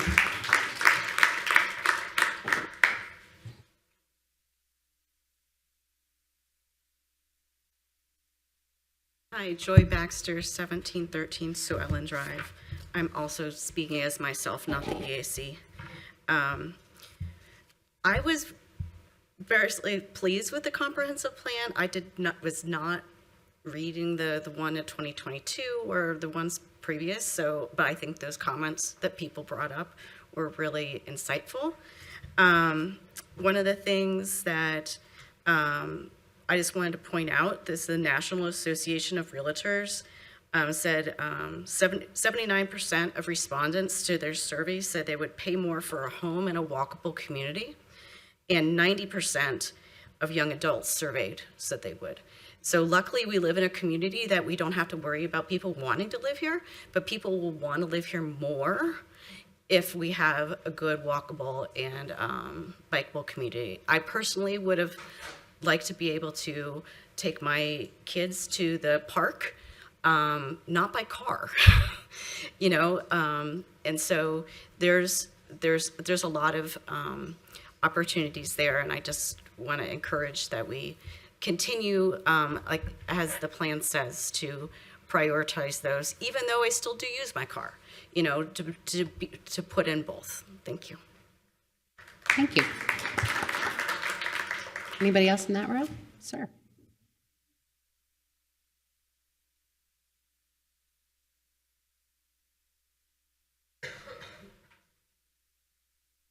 Hi, good evening. I'm Dave Gibboni. I live on Holbrook Road in Ward 8. I'm just want to make some comments regarding the Safe Streets for All, in particular CH Planning's input here.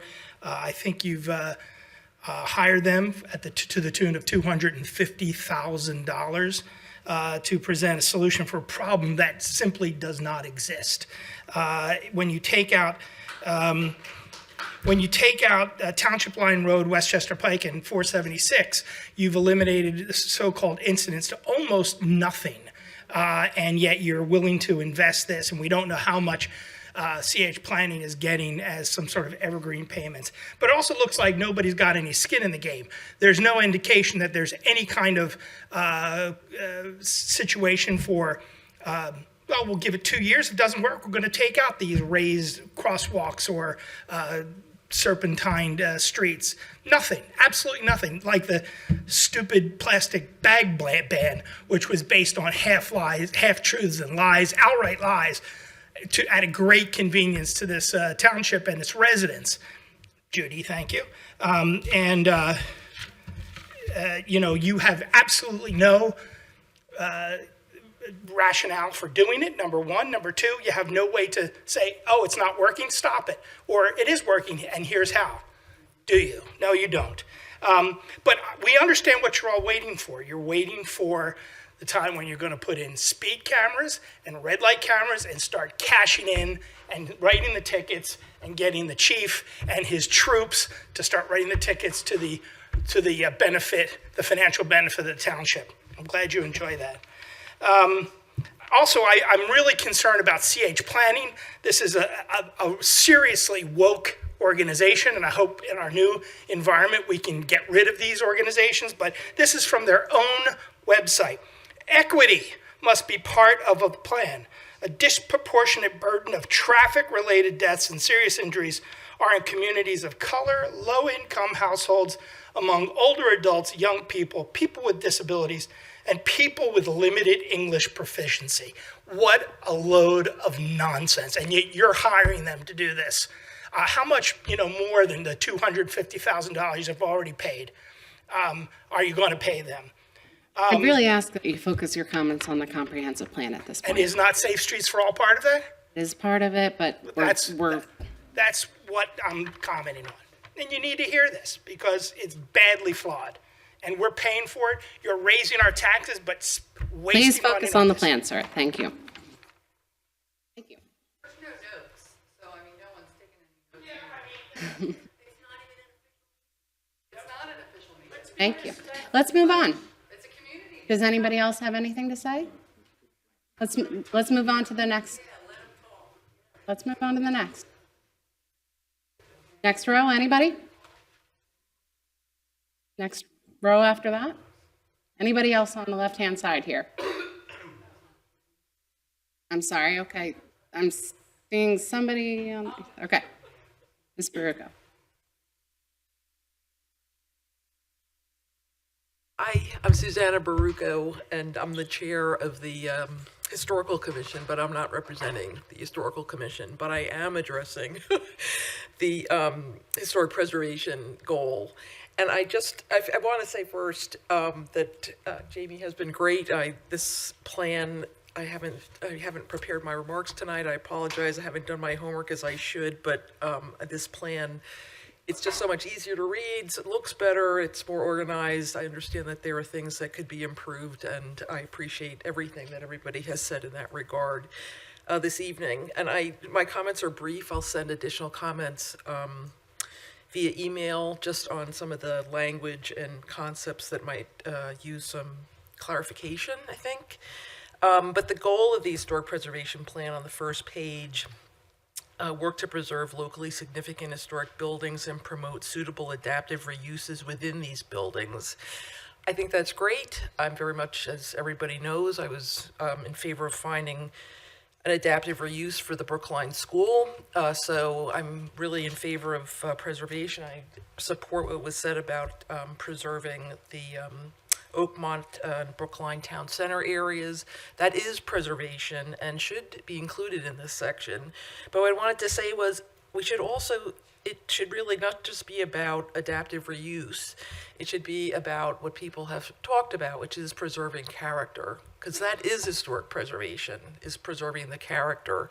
One thing that the Historical Commission has been talking about is finding ways to encourage the preservation of historic character without, kind of a preservation light approach to try and help find ways to preserve character without having kind of restrictive, rules, or what some perceive as restrictive, and of course I perceive as appropriate. But anyway, so I think that the main goal should perhaps be expanded a little bit, and I will stress that again in my remarks via email. But thank you so much for the opportunity to speak. Thank you. Oh, a couple. Thank you.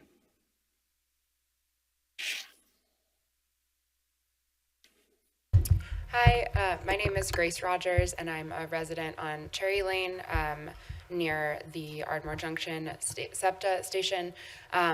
I actually moved here in part and was so excited to move to my neighborhood because of the medium density that I live in. I share a driveway with my neighbors. We know our neighbors really well. They cat sit when I travel. And I really hope that my husband and I can live in the neighborhood as long as my neighbors have been here for over 40 years. The access to transit and to green space being close to Merwood Park was a huge part of the appeal of living in Havertown, as well as the walkability that we get from the SEPTA bus station. So I also really want to echo the comments of my neighbors about the concerns around Haverford Road, because it is definitely difficult to drive. I really hate driving on that road, and the days that I can go like multiple days in a row not having to drive, I deem a success because I love how walkable this neighborhood is, but I think it really can be more walkable. And so would really support more safer pedestrian access, more bike lanes. I would never consider biking in a lot of the community just because I would be really afraid of getting hit. But I think it's, and it's something I think about for my kids I don't have yet, but I hope to have. That is a really big concern that I have about making sure that the neighborhood stays safe. I also would be supportive of mixed use on the key corridors identified in the plan. I understand there's been some challenges and it's been a long process to get here. I appreciate the township for really working hard to make this right. And I understand we're not there yet, but I think that even just having this community meeting and giving folks an opportunity to share their thoughts and opinions does help create the space where we can make progress on this together. So I really appreciate that. But part of why I would support the mixed use idea is because it would help enable adding commercial areas and commercial businesses that are more walkable, where we wouldn't have to drive. There's also things like the design standards that were previously mentioned, and form-based codes that could help improve the way that these spaces look. Without having to necessarily increase the traffic. We could also put parking on the back. And my husband is a real estate developer, and every time he works on a new development, they do their own analysis of how much parking is needed. Developers really understand the market and what's needed. So I think getting rid of parking minimums doesn't mean there won't be any parking. It just means that the township isn't setting some arbitrary standard. It allows the developers to actually build the parking that's needed. And I would be really supportive of that. And I think the other thing I just want to remind my neighbors and everyone here is that this is it's a long-term plan. It's Vision 2035. Maybe at some point, at some point we should be doing a vision for like 2050. This is not change that will be implemented overnight. But again, wanting to live in this community as long as many of my neighbors have, I really think that planning smartly now for future growth and future change will allow us to really see the vision and see the changes that we'd like to make in the town. Without it being super aggressive or too fast. So thank you for the time and the opportunity. Thank you. Well, a couple other hands. Mr. Field?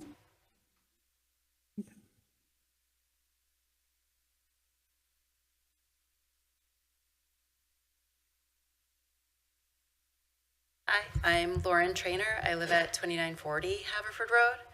I'm here today because I saw there was like a little tiny white slip of paper under my front door mat. I have 2 young children. My husband and I both work full time, so we don't have a lot of time to just like log in and follow into like the latest developments. I think my primary comment would be about communication, right? Like I looked on the map today. I saw that my house was actually pink. So what does that mean for me? Does that mean that now I'll be rezoned to mixed use? Does that mean my taxes will go up? Does that mean that a developer will be knocking on my door? Does it mean eventual eminent domain? I mean, I just don't know. And so like maybe even a round table of people who have their homes directly affected could be a good idea. The other thing that we could provide is some more color on the safety issues. Like just even, hey, what's the angle of the 2 cars that drove across my lawn, because we're right at the curve on Haverford Road, and one of them was blocked by hedges of my neighbor's 2 doors down. But these are the things that you need to know other than just data points, right? You'll get that there was an accident, but will you understand that maybe you should consider redoing the angle of the road so that that doesn't happen if you build a mixed-use building there? Do you want that to go into a storefront with people in it? In the off chance, and this is since 2017, 2 cars have driven over our lawn, hopped our curb, and if our children were outside, they would have died. So we don't have our children play in the front yard as much as possible. But these are the things that you need to know that you will not get from data points or just an overarching traffic survey. This is what you're going to get from talking to the people who live there. And I could go on, but I'm hoping that there will be some direct outreach for the people who are living there, because we all want, whatever comes, we all want the best for Haverford. I love the walkability. Just another point of detail that might be interesting to you, right? Where are people walking, right? Walkability is a great idea.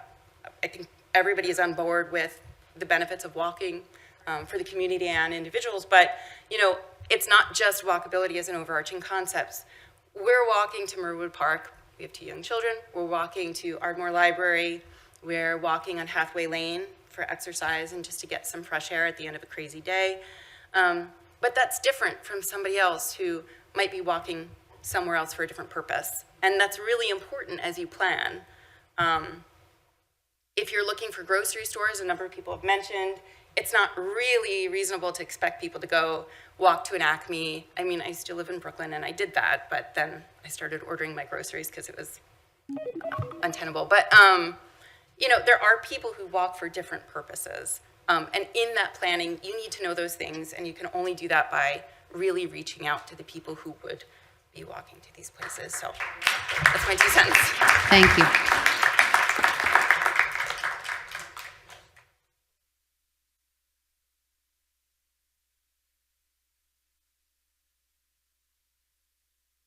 Good evening.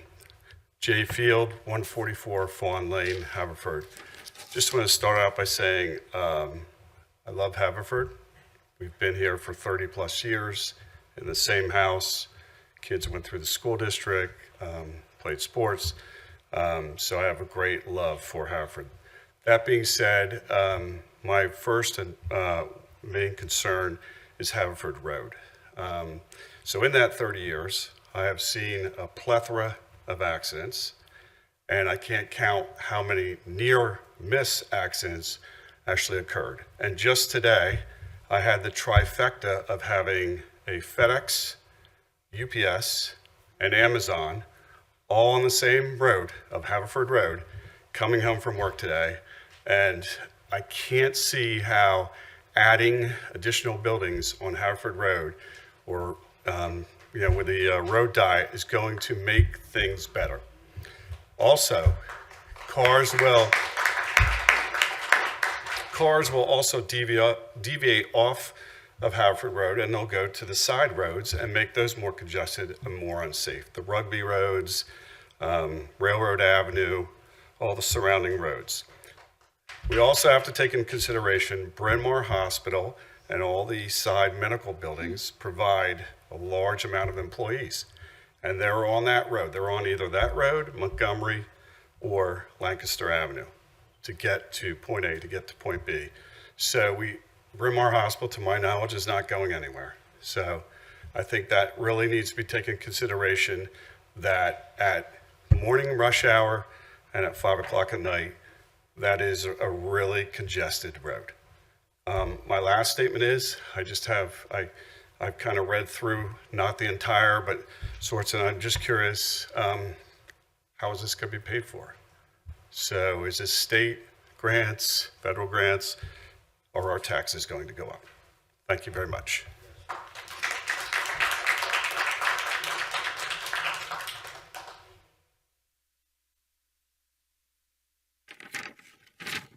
Welcome.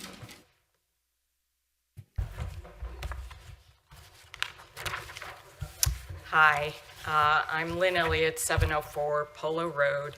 And first off, I am absolutely thrilled that it's been clarified that the mixed use, that whole pink designation from the entire length of Haverford Road, from Wynwood all the way to the edge of the township, from what I understand, that has now been completely rolled back. It's only going to be mixed use in that targeted area between Wynwood Road and Hathaway Lane. Is that correct?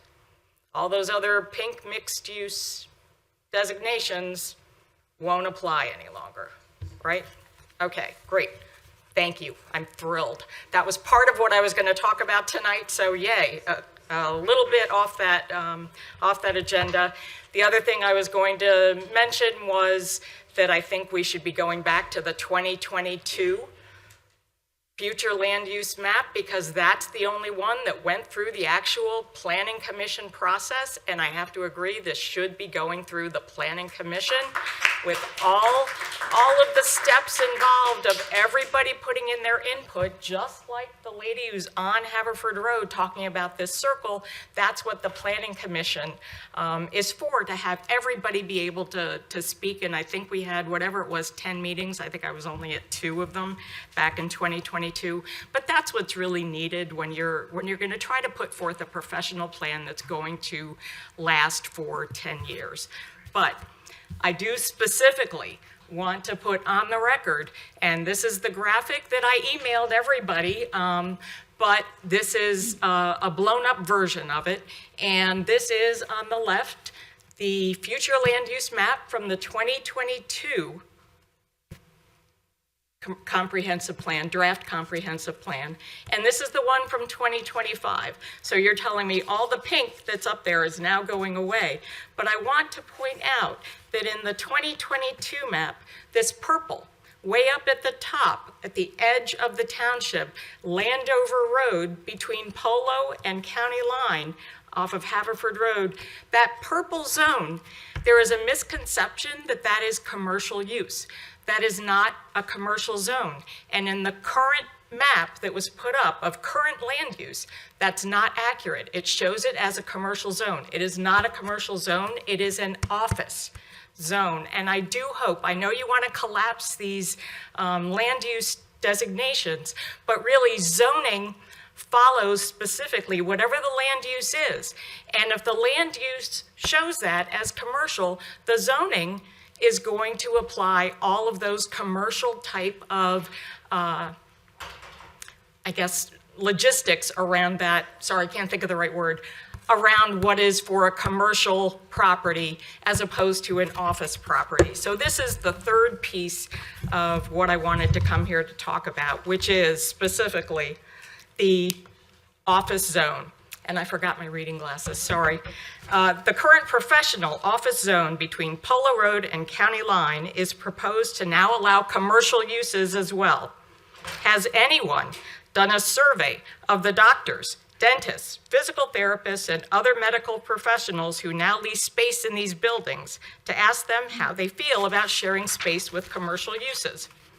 Will they be happy about their patients having to compete for parking spots with customers of a Dollar Tree or a supermarket? How about all the extra truck deliveries, dumpsters, general noise and disruption from big commercial uses? These are not the 3-story houses on Darby Road that have a plumbing shop on the ground floor and a couple of apartments above. But in this new plan and in that current use that was shown, they are being zoned as if they're the same kind of buildings. They are completely different, both in size and in purpose. These are 20,000, 30,000, 40,000 square foot buildings. They are not home to Joe the plumber. And any commercial uses in these buildings will be large-scale tenants whose activities will likely be disruptive to not only the adjacent residential properties, but also to the current professional tenants. Remember, this whole office zone was created deliberately in the 1970s. The township rezoned acres of residential land between Polo Road and County Line out of existence. They wanted to capture the demand for office space from medical professionals around Bryn Mawr Hospital, and so this office zone was established. The demand for these professional uses has only increased since then, as Bryn Mawr Hospital continues to expand and as our population continues to grow older. These doctors and other professionals still need office space, but will they decide to go elsewhere once they're no longer protected from an invasion of commercial uses? Will you kill the very zone the township demolished a residential neighborhood to create? And I just want to say there's a tipping point in neighborhoods where the encroachment of commercial and other uses on a residential community causes that community to decline. And we never seem to know what that tipping point is until we've gone too far. Brynford is already the definition of a mixed-use neighborhood, and it is a delicate balance. Please do not add more commercial uses to an already fragile community. I ask you to value the residential part of this neighborhood and protect us from more commercial intrusion. Thank you. Thank you so much. And could I also say one more thing? The president of the Brynford Civic Association asked me to announce to everybody here who's concerned about the traffic issues at Haverford Road and Buck Lane that there is going to be a zoning board hearing right here tomorrow evening, 7:45 p.m. about the gas station at that corner that is now trying to expand to include a convenience store in addition to the gas station on an already tiny sized property. So we're all very concerned about the additional traffic and safety issues there. If you're interested in that issue, please come back to the zoning hearing board meeting tomorrow night. Thank you. So, thank you. Anybody else in the audience have any comments to share with us this evening? Dr. Williams. I still had to do the other side. I just want to say you guys have the hardest job in Pennsylvania government, and I say that without irony. So thank you for listening to what we have to say. I just want to echo what was just said there.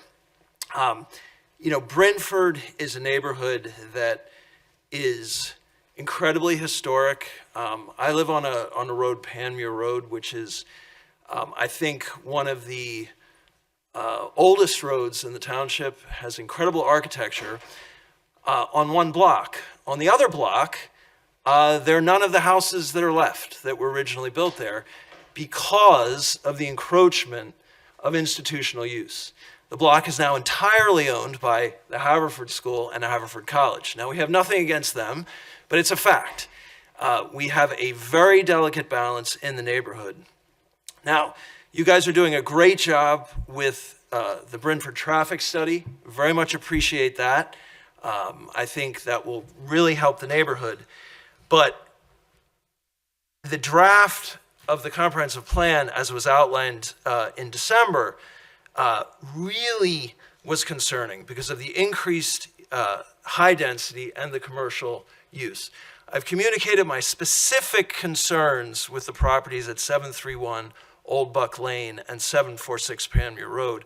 I pray that you will address those. They're very concerning to me because they will affect the whole neighborhood. Our particular street is suspended like a spider web between institutional and commercial uses on every side. And as Lynn has said, we don't want to go over that tipping point. These are highly valued properties. We gladly pay our property taxes, but we don't want to pay less in property tax because the value of the properties disappears. As Lynn has said, the comprehensive plan is everything. What the land use is shown, as the land use appears in the comprehensive plan, is how the zoning will follow. Because an owner can, if the comprehensive plan says it's one thing and the owner is not currently enjoying that higher use, they can sue for a curative amendment to the zoning code. And that means more litigation and more concern. If we look at the population of Haverford Township, it was 49,848 in 1990. It is 50,431 in 2020. That's not a huge amount of growth. Let's not come up with a comprehensive plan as if this was Austin, Texas, right? I think a lot of us like it because it's not Austin, Texas, because there's not so much growth, right? And finally, let me just say, Brentford has a lot of offices already. It has 2 nursing homes. It has 1 personal care home, which I'm very familiar with. I think it has already borne its share and should not be expected to be further developed. Thank you. Thank you so much. Opening it up to the audience. Anybody else want to say anything? About 2 hours and 5 minutes. Thank you so much. I do appreciate you all being concise and thoughtful in your comments tonight. Thank you. With that, I'm going to open it up to the board now to provide any comments that they wish to respond to this evening or anything. Before I get to substantive comments, I just want to apologize for being late. The SEPTA trains were canceled due to a tree on the tracks. I fully expected to be here at 6 o'clock today and was happy to get here when I did. But I'll wait for my other colleagues to speak before I comment. I do like very much to if Ms. Trainer sticks around at the end of the meeting, if we could speak individually about the issues you raised to me, I'd very much like to address those for you. But I yield back, but I didn't want to go any further without publicly apologizing for being so late. Thank you, Commissioner Holmes. Actually, before we proceed with my colleagues, I would like to ask our township manager to reiterate the points about density and also about what will come next in terms of the process. Well, the good news is the next steps are on the screen, so I got that covered. So the density issue, so we were charged to refine the 22 comprehensive plan, the draft that was there, and there was no intention to increase density. There was no direction to make Brentford or the Sixth Ward to increase residential density in residential neighborhoods. It was an error. It was an error due to, largely due to a methodical issue that we had with the mapping that was performed in the background. It was sort of a data issue, if you will. So the final map, once it's completed, will not show any increased density in those residential areas.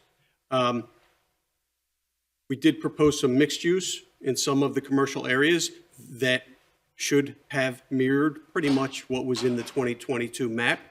That was erroneously extended much further than was intended.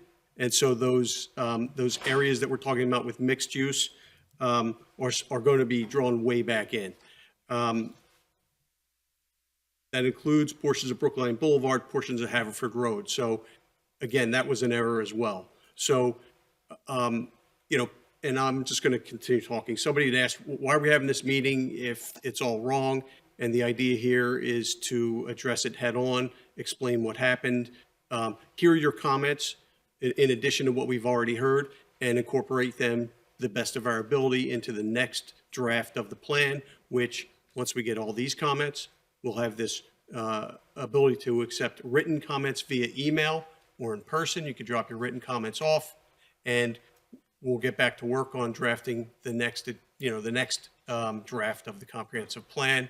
And then it'll be, folks will be invited again. We've developed a communications plan with a lot more outreach than we've done previously. We've heard you on that. And eventually we'll get to a point where the Board of Commissioners will be satisfied that they're willing to consider the plan. And then, and only then, will there be a formal public hearing with a court reporter, and we'll go through that formal process. But again, it will be only when the Board of Commissioners is comfortable with the draft that is presented. And the communications plan includes a plan to send out postcards to the residents, correct? That's correct. Thank you. All right, with that, I'll open it up to my colleagues. May I just ask before we give any comments that we want to give? I would just ask a question of Mr. Berman. I don't want to speak out of line, so I'm going to refer this question to him. A lot of feedback, or a substantial portion of feedback tonight, drew in comments or questions or statements regarding zoning, and so there is an interaction between zoning and revising our zoning and the comprehensive plan. I would just ask Mr. Berman if he could take a moment and just explain the interplay between the comprehensive plan and where that leads to as far as zoning amendments and how they interact with each other, please. So the comprehensive plan is a policy document. It has no real teeth or regulatory action involved with it. It's the policy and the plan for the future, typically every 10 years. Our last one is full update was 1988, I believe. So here we are still trying to get this done, for what's been a generation, right? So that policy document will form the basis of potential zoning amendments for consideration. And so then that actually could be a lengthy process. We would hire a consultant to look at the comprehensive plan and conduct another longer series of community meetings where the community would have input to review proposed zoning amendments, so that probably over the course of years, it would come back to the commissioners for consideration as a full-blown zoning rewrite. Thank you. And to follow up on that with one last brief question to Jamie, if I may. Again, there were some questions made. There's a lot of comments or statements about the tree canopy, about erosion, stormwater management. Once the comprehensive plan is complete, once the zoning has been rewritten, is it correct to say that all of the regular, I would say, land development apparatus that exists within the township will still exist, to the extent that if somebody wants to come in and redevelop a piece of land, they're still going to have to go to the planning commission. They're still going to have to submit plans that will be reviewed by the township engineer. They will still have to meet all, state and local environmental code and so on. Is that a fair assessment? Yeah, let me just talk to that briefly. So the township has many codes. The zoning ordinance is one of them. The zoning ordinance, oversees the land uses and also just how land is built upon.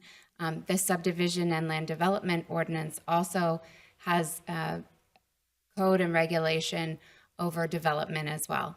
Our stormwater management ordinance regulates our stormwater management in the township, as well as our erosion and sedimentation control. So there are many codes in the township that actually have recommendations in the comprehensive plan to look at updating to stay current with future growth, for future development, for future concerns or issues, opportunities, challenges that the township's going to face. And so just having those recommendations to continue to look at and update those items, it's not just zoning, it's all of them. They all impact our quality of life. So that's why they're all in there. That's why this is a 10-year plan, and it's going to always look at all of those things pretty much comprehensively. Thank you for clarifying. Sure. Anything else, Commissioner Gondek? All right, moving on. Any other commissioners have anything they'd like to say?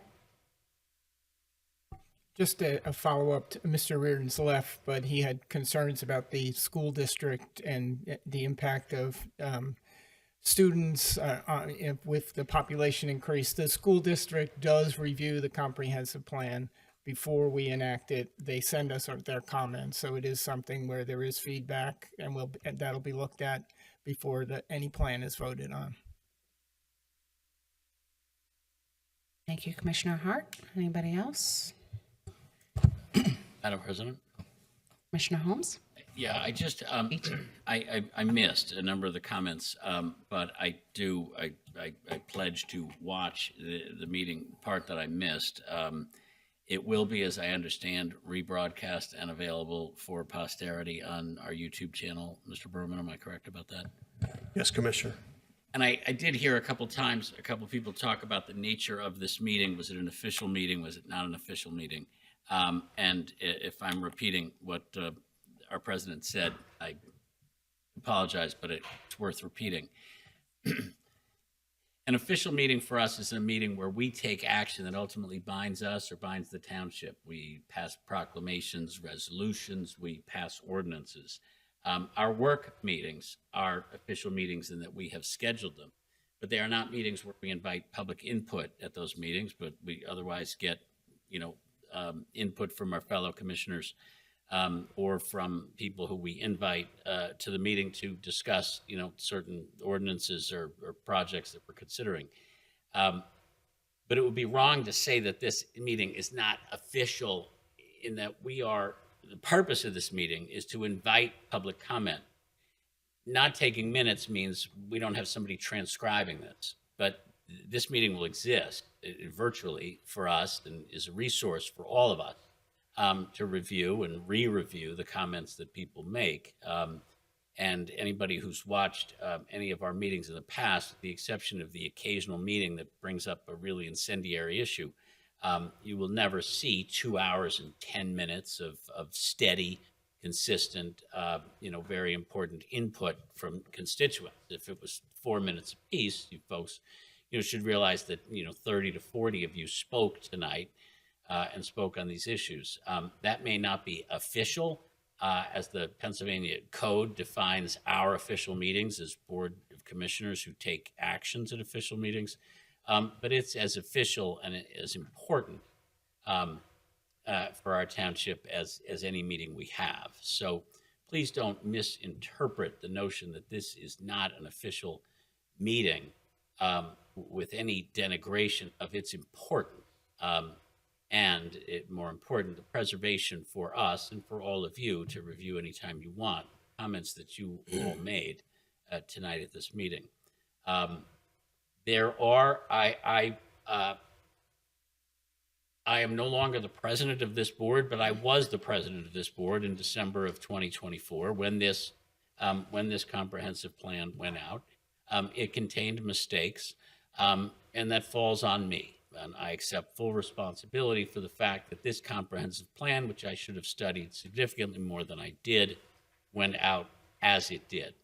It's caused a great deal of consternation for folks, and despite our efforts to correct what in some situations are misconceptions and in some situations are full-blown mistakes that we made, we have clearly not been effective in that, we've not been effective in doing that, judging by some of the comments that I heard in the limited time that I was here tonight.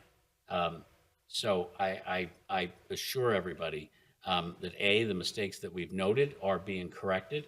I also assure everybody that the comments that we are hearing, we are absorbing and listening to. Some of these comments are comments that we heard in the first plan. Some of these comments are comments that the changes to the second plan have generated.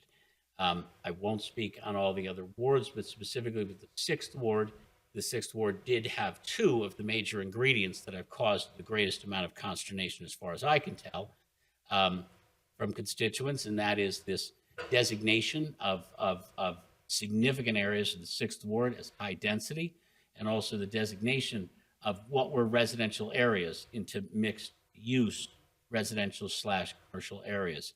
Both of those designations are incorrect. There is no change. There is no planned change to any zoning in the 6th ward relating to the residential areas that already exist. And that designation of high density, I think, has been described before, but I'll describe it again. It was a characterization, just comparing the different population, the different densities we had already existing in our zoning areas. It is a mistake to use that designation because it is too easily misinterpreted. And had I paid closer attention to it, it would not have gone out that way. As far as the significant expansion into residential areas of the commercial mixed-use zoning, that expansion is also incorrect and will go back to the original levels that were in the 2022 plan that a number of you have seen, and that will be used as the map in the next thing, in the next iteration of this plan. I will still happily speak with anyone individually from the 6th ward or any ward who wants to speak about that, but I'm going to surrender the floor now. But I just wanted to make that clear, not only to folks in the 6th ward about the 6th ward concerns, but generally everybody's concerns about what happened to this plan and why did it go out that way. So that's all I have for now. Thank you, Commissioner Holmes. Actually, I know Commissioner Quinn had something he wanted to share. So I would first off like to thank you all for that you came out here tonight, and I wanted to thank everybody who gave me a call or emailed or texted over the past week or two. I hope tonight helped to clear up some things, and I want you to know that you can still text me and email me, and I'll get you all of the answers that you need. And this plan has lots of work to do, but we're gonna get this done and right, and you all will be proud of it. So thank you. Thank you. We heard a number of questions or comments about the Haverford Road diet. I was wondering if our township manager could update us on that. Yeah, Commissioner Holmes, I think this is the 4th issue in your ward or near your ward. So the Haverford Road diet is, go. Can I interrupt you for 1 second? Please just to speak. say this? I'm glad not to speak. Let me announce that on behalf of Commissioner Cavender, that the 5th Ward and 6th Ward commissioners, we plan to schedule and host a joint meeting. There are, with regard to the road diet and regard to this comprehensive plan, there would seem to be a concentration of issues that have come up in our 2 wards. And so we will quickly schedule a meeting of the 5th and 6th Ward. I think probably here is the best for us to do that. And there, you don't have to be nearly, as mannerly as you were this evening. So, at least not to me anyway. We will use every means possible of putting out that that notice, through social media, through our various contacts, through various social leaders who will also get out the word. So I can assure you, if you miss it, it will be because you tried to miss it. So sorry to interrupt, Mr. Berman. Thank you. So the Haverford Road Diet is a study that PennDOT had conducted, continues to work on, and there was some information published in this latest draft of the comprehensive plan that was a little bit incorrect. It was a lot incorrect. The township is continuing to work with PennDOT to find out what portions of the road diet, what portions of the safety program might be feasible and reasonable to implement on Haverford Road along the corridor that we've talked about, that would be both, how did I write that? It would enhance safety, but it would also minimize the inconvenience to the neighborhood residents. Big concerns, as we've talked about, there's a lot of traffic there. Somebody here mentioned earlier that how does reducing the number of lanes have the capacity on Haverford Road to accommodate all that traffic? How does it not result in significant queues at the traffic signals? And how does that traffic not work its way into the neighborhoods? And it's a real concern. It's something that we've been discussing with PennDOT, and we continue to discuss. We actually had a meeting with them earlier this week to sort of come up with some ideas about what might work. So we're continuing to work on that, and that's all I have. Thank you. Mr. Berman, it's worth noting at our Safe Streets meeting last week, there were a couple of people who spoke about the road diet and said, don't miss this opportunity. If PennDOT is actually paying attention right now, miss this opportunity to take advantage of PennDOT's eagerness to do something here. We will not waste that opportunity. We do have to make sure we do what's right for the township. There are, within that plan, there are a number of things that make very good, perfect sense at the outset. There are other things that really need to be ironed out and discussed with our engineers, with our police department. But what I can assure everybody is, and I think every one of you has dealt with this sometime. You call a credit card company or some customer service place, and you sit in line and wait, and you're on hold. And for the 9 seconds that you just leave the phone to go get a drink of water, the person says, hello, anybody? And then click, and they hang up, and you throw your phone through the window. That we will not let that happen with PennDOT. They are paying attention, they are interested, and we will not lose that interest or fritter it away, just contemplating, our own selves. So thanks. Sorry again for the interruption. Thank you. Do any of my other colleagues have any comments, questions? I have some comments I'd like to make. Thank you. Thank you. I just want to thank everybody that came tonight, in particular my Fifth Ward neighbors. I am aware I've received a lot of emails. I've spoken with some of you. I heard from more of you tonight, and I just want to let folks know that I do take these concerns seriously as we work through the comprehensive plan process. I am continuing to evaluate it. I'm looking forward to seeing the next iteration. As Commissioner Holmes just said, we will be having meetings in particular for 5th and 6th Ward residents, and some of those issues are shared issues on that side of Haverford Road.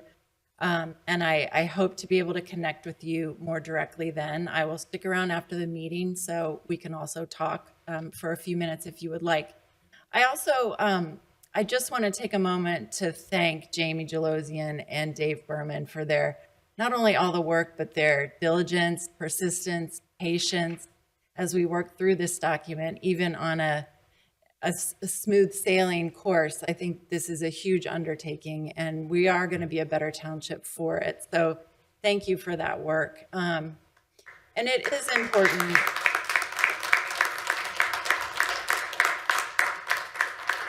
And it really is important that we have a vision for what we want our township to look like. That doesn't mean increasing density or massively increasing the population, but it does mean that we have a sense of what we want to look like, how we want to make our township attractive to the best businesses that we want here, to increase our tax revenue, to draw in more residents, and have a place where we want to raise our kids and where we do want to stay for 40 and 50 years.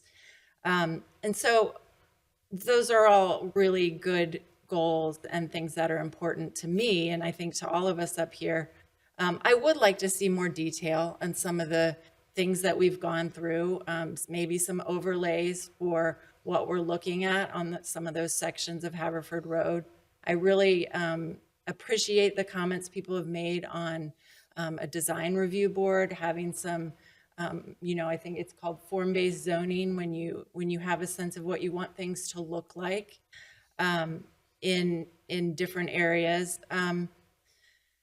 And I think I also do want to take into account the need for more pedestrian and bike accessibility. I think that nobody wants to be the first person to build that sidewalk when there are no other sidewalks around, but you can't have sidewalks unless you start building them. So I'm a big believer in that, and that we do need to transition away from cars. That's obviously decades down the road, but I think there's a balance there that's important.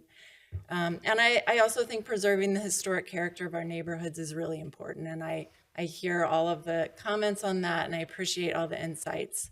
So I want to just reiterate, I take your concerns seriously. I know that each block, each neighborhood, each parcel of land is different, and we all want to make sure our views are heard, and that's important to me. So I look forward to continuing the conversation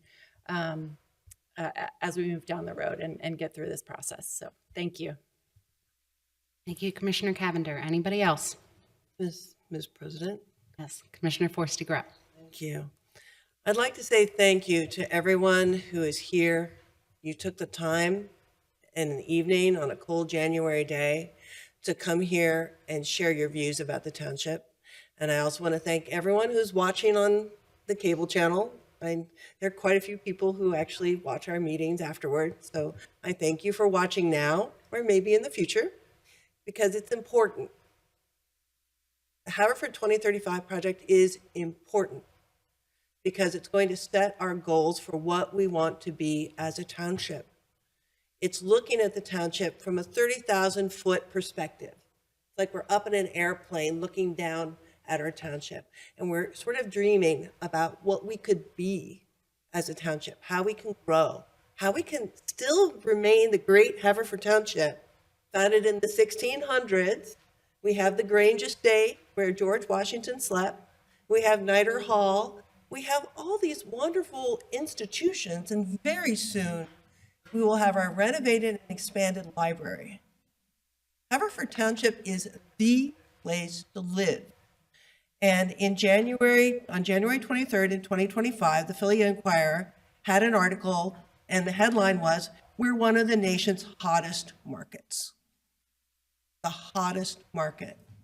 And it's true. Our housing prices are high. It makes it very difficult for anyone to come here unless they're a double income family. And I don't mean a teacher married to a plumber or a teacher married to a doctor, because my husband and I could not buy our house now. There's no way. So we need to think about what we want to do to make sure the township is viable for the long term. And a couple people, one gentleman said, "Are we going to have the police write more tickets to finance the township?" And Jay Field asks, "Are our taxes going to go up?" None of us want to raise taxes, but we also want to maintain the level of services that you all expect of us. And the question is, how are we going to do it? It really is the big question. How are we going to do it? And we can't, like Austin, Texas, as John Williams said, we can't annex extra land. Radnor wouldn't like that. So we have to stay within our 9.9 mile boundary. And we're already pretty built in. So how are we going to do it? And that's what the township comprehensive plan is for. Figuring out how we can grow in a smart way to build out our residential inventory so that we can solve the missing middle housing crisis. My kids can't buy a house here. Lots of people can't buy a house here.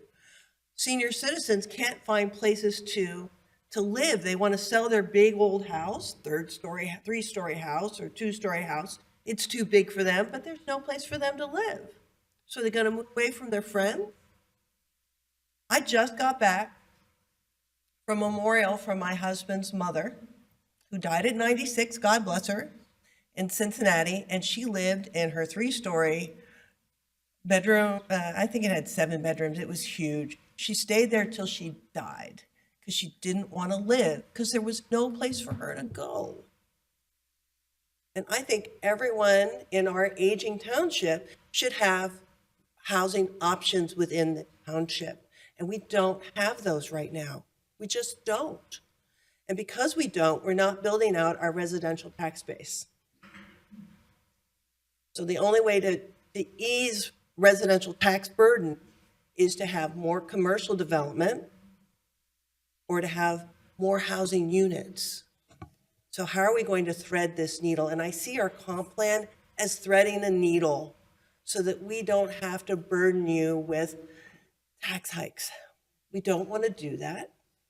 So there are ways to move this forward. And our comp plan is for that.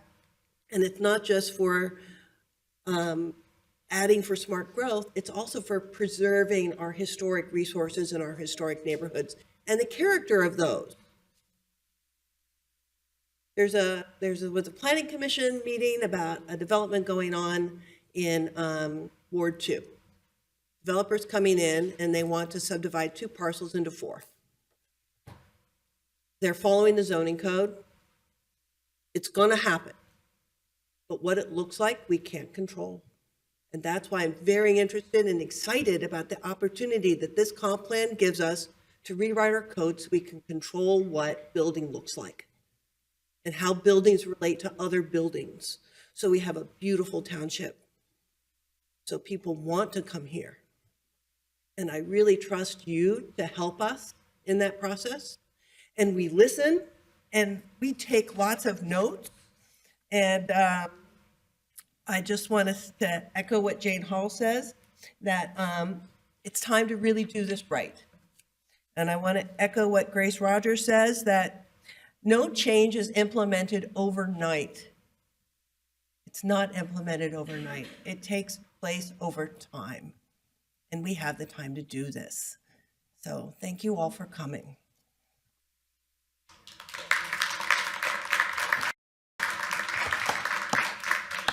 Anybody else? And I'll just remind folks here this evening that we are accepting comments through February 15th. Send your comments via email to info@havtwp.com, or you can drop them off at 1014 Darby Road. And if you have any individual concerns or questions, please reach out to your commissioners. Again, a lot of us are here this evening. You can reach us via email. Many of us have newsletters where you can stay tuned. But thank you. Thank you for coming.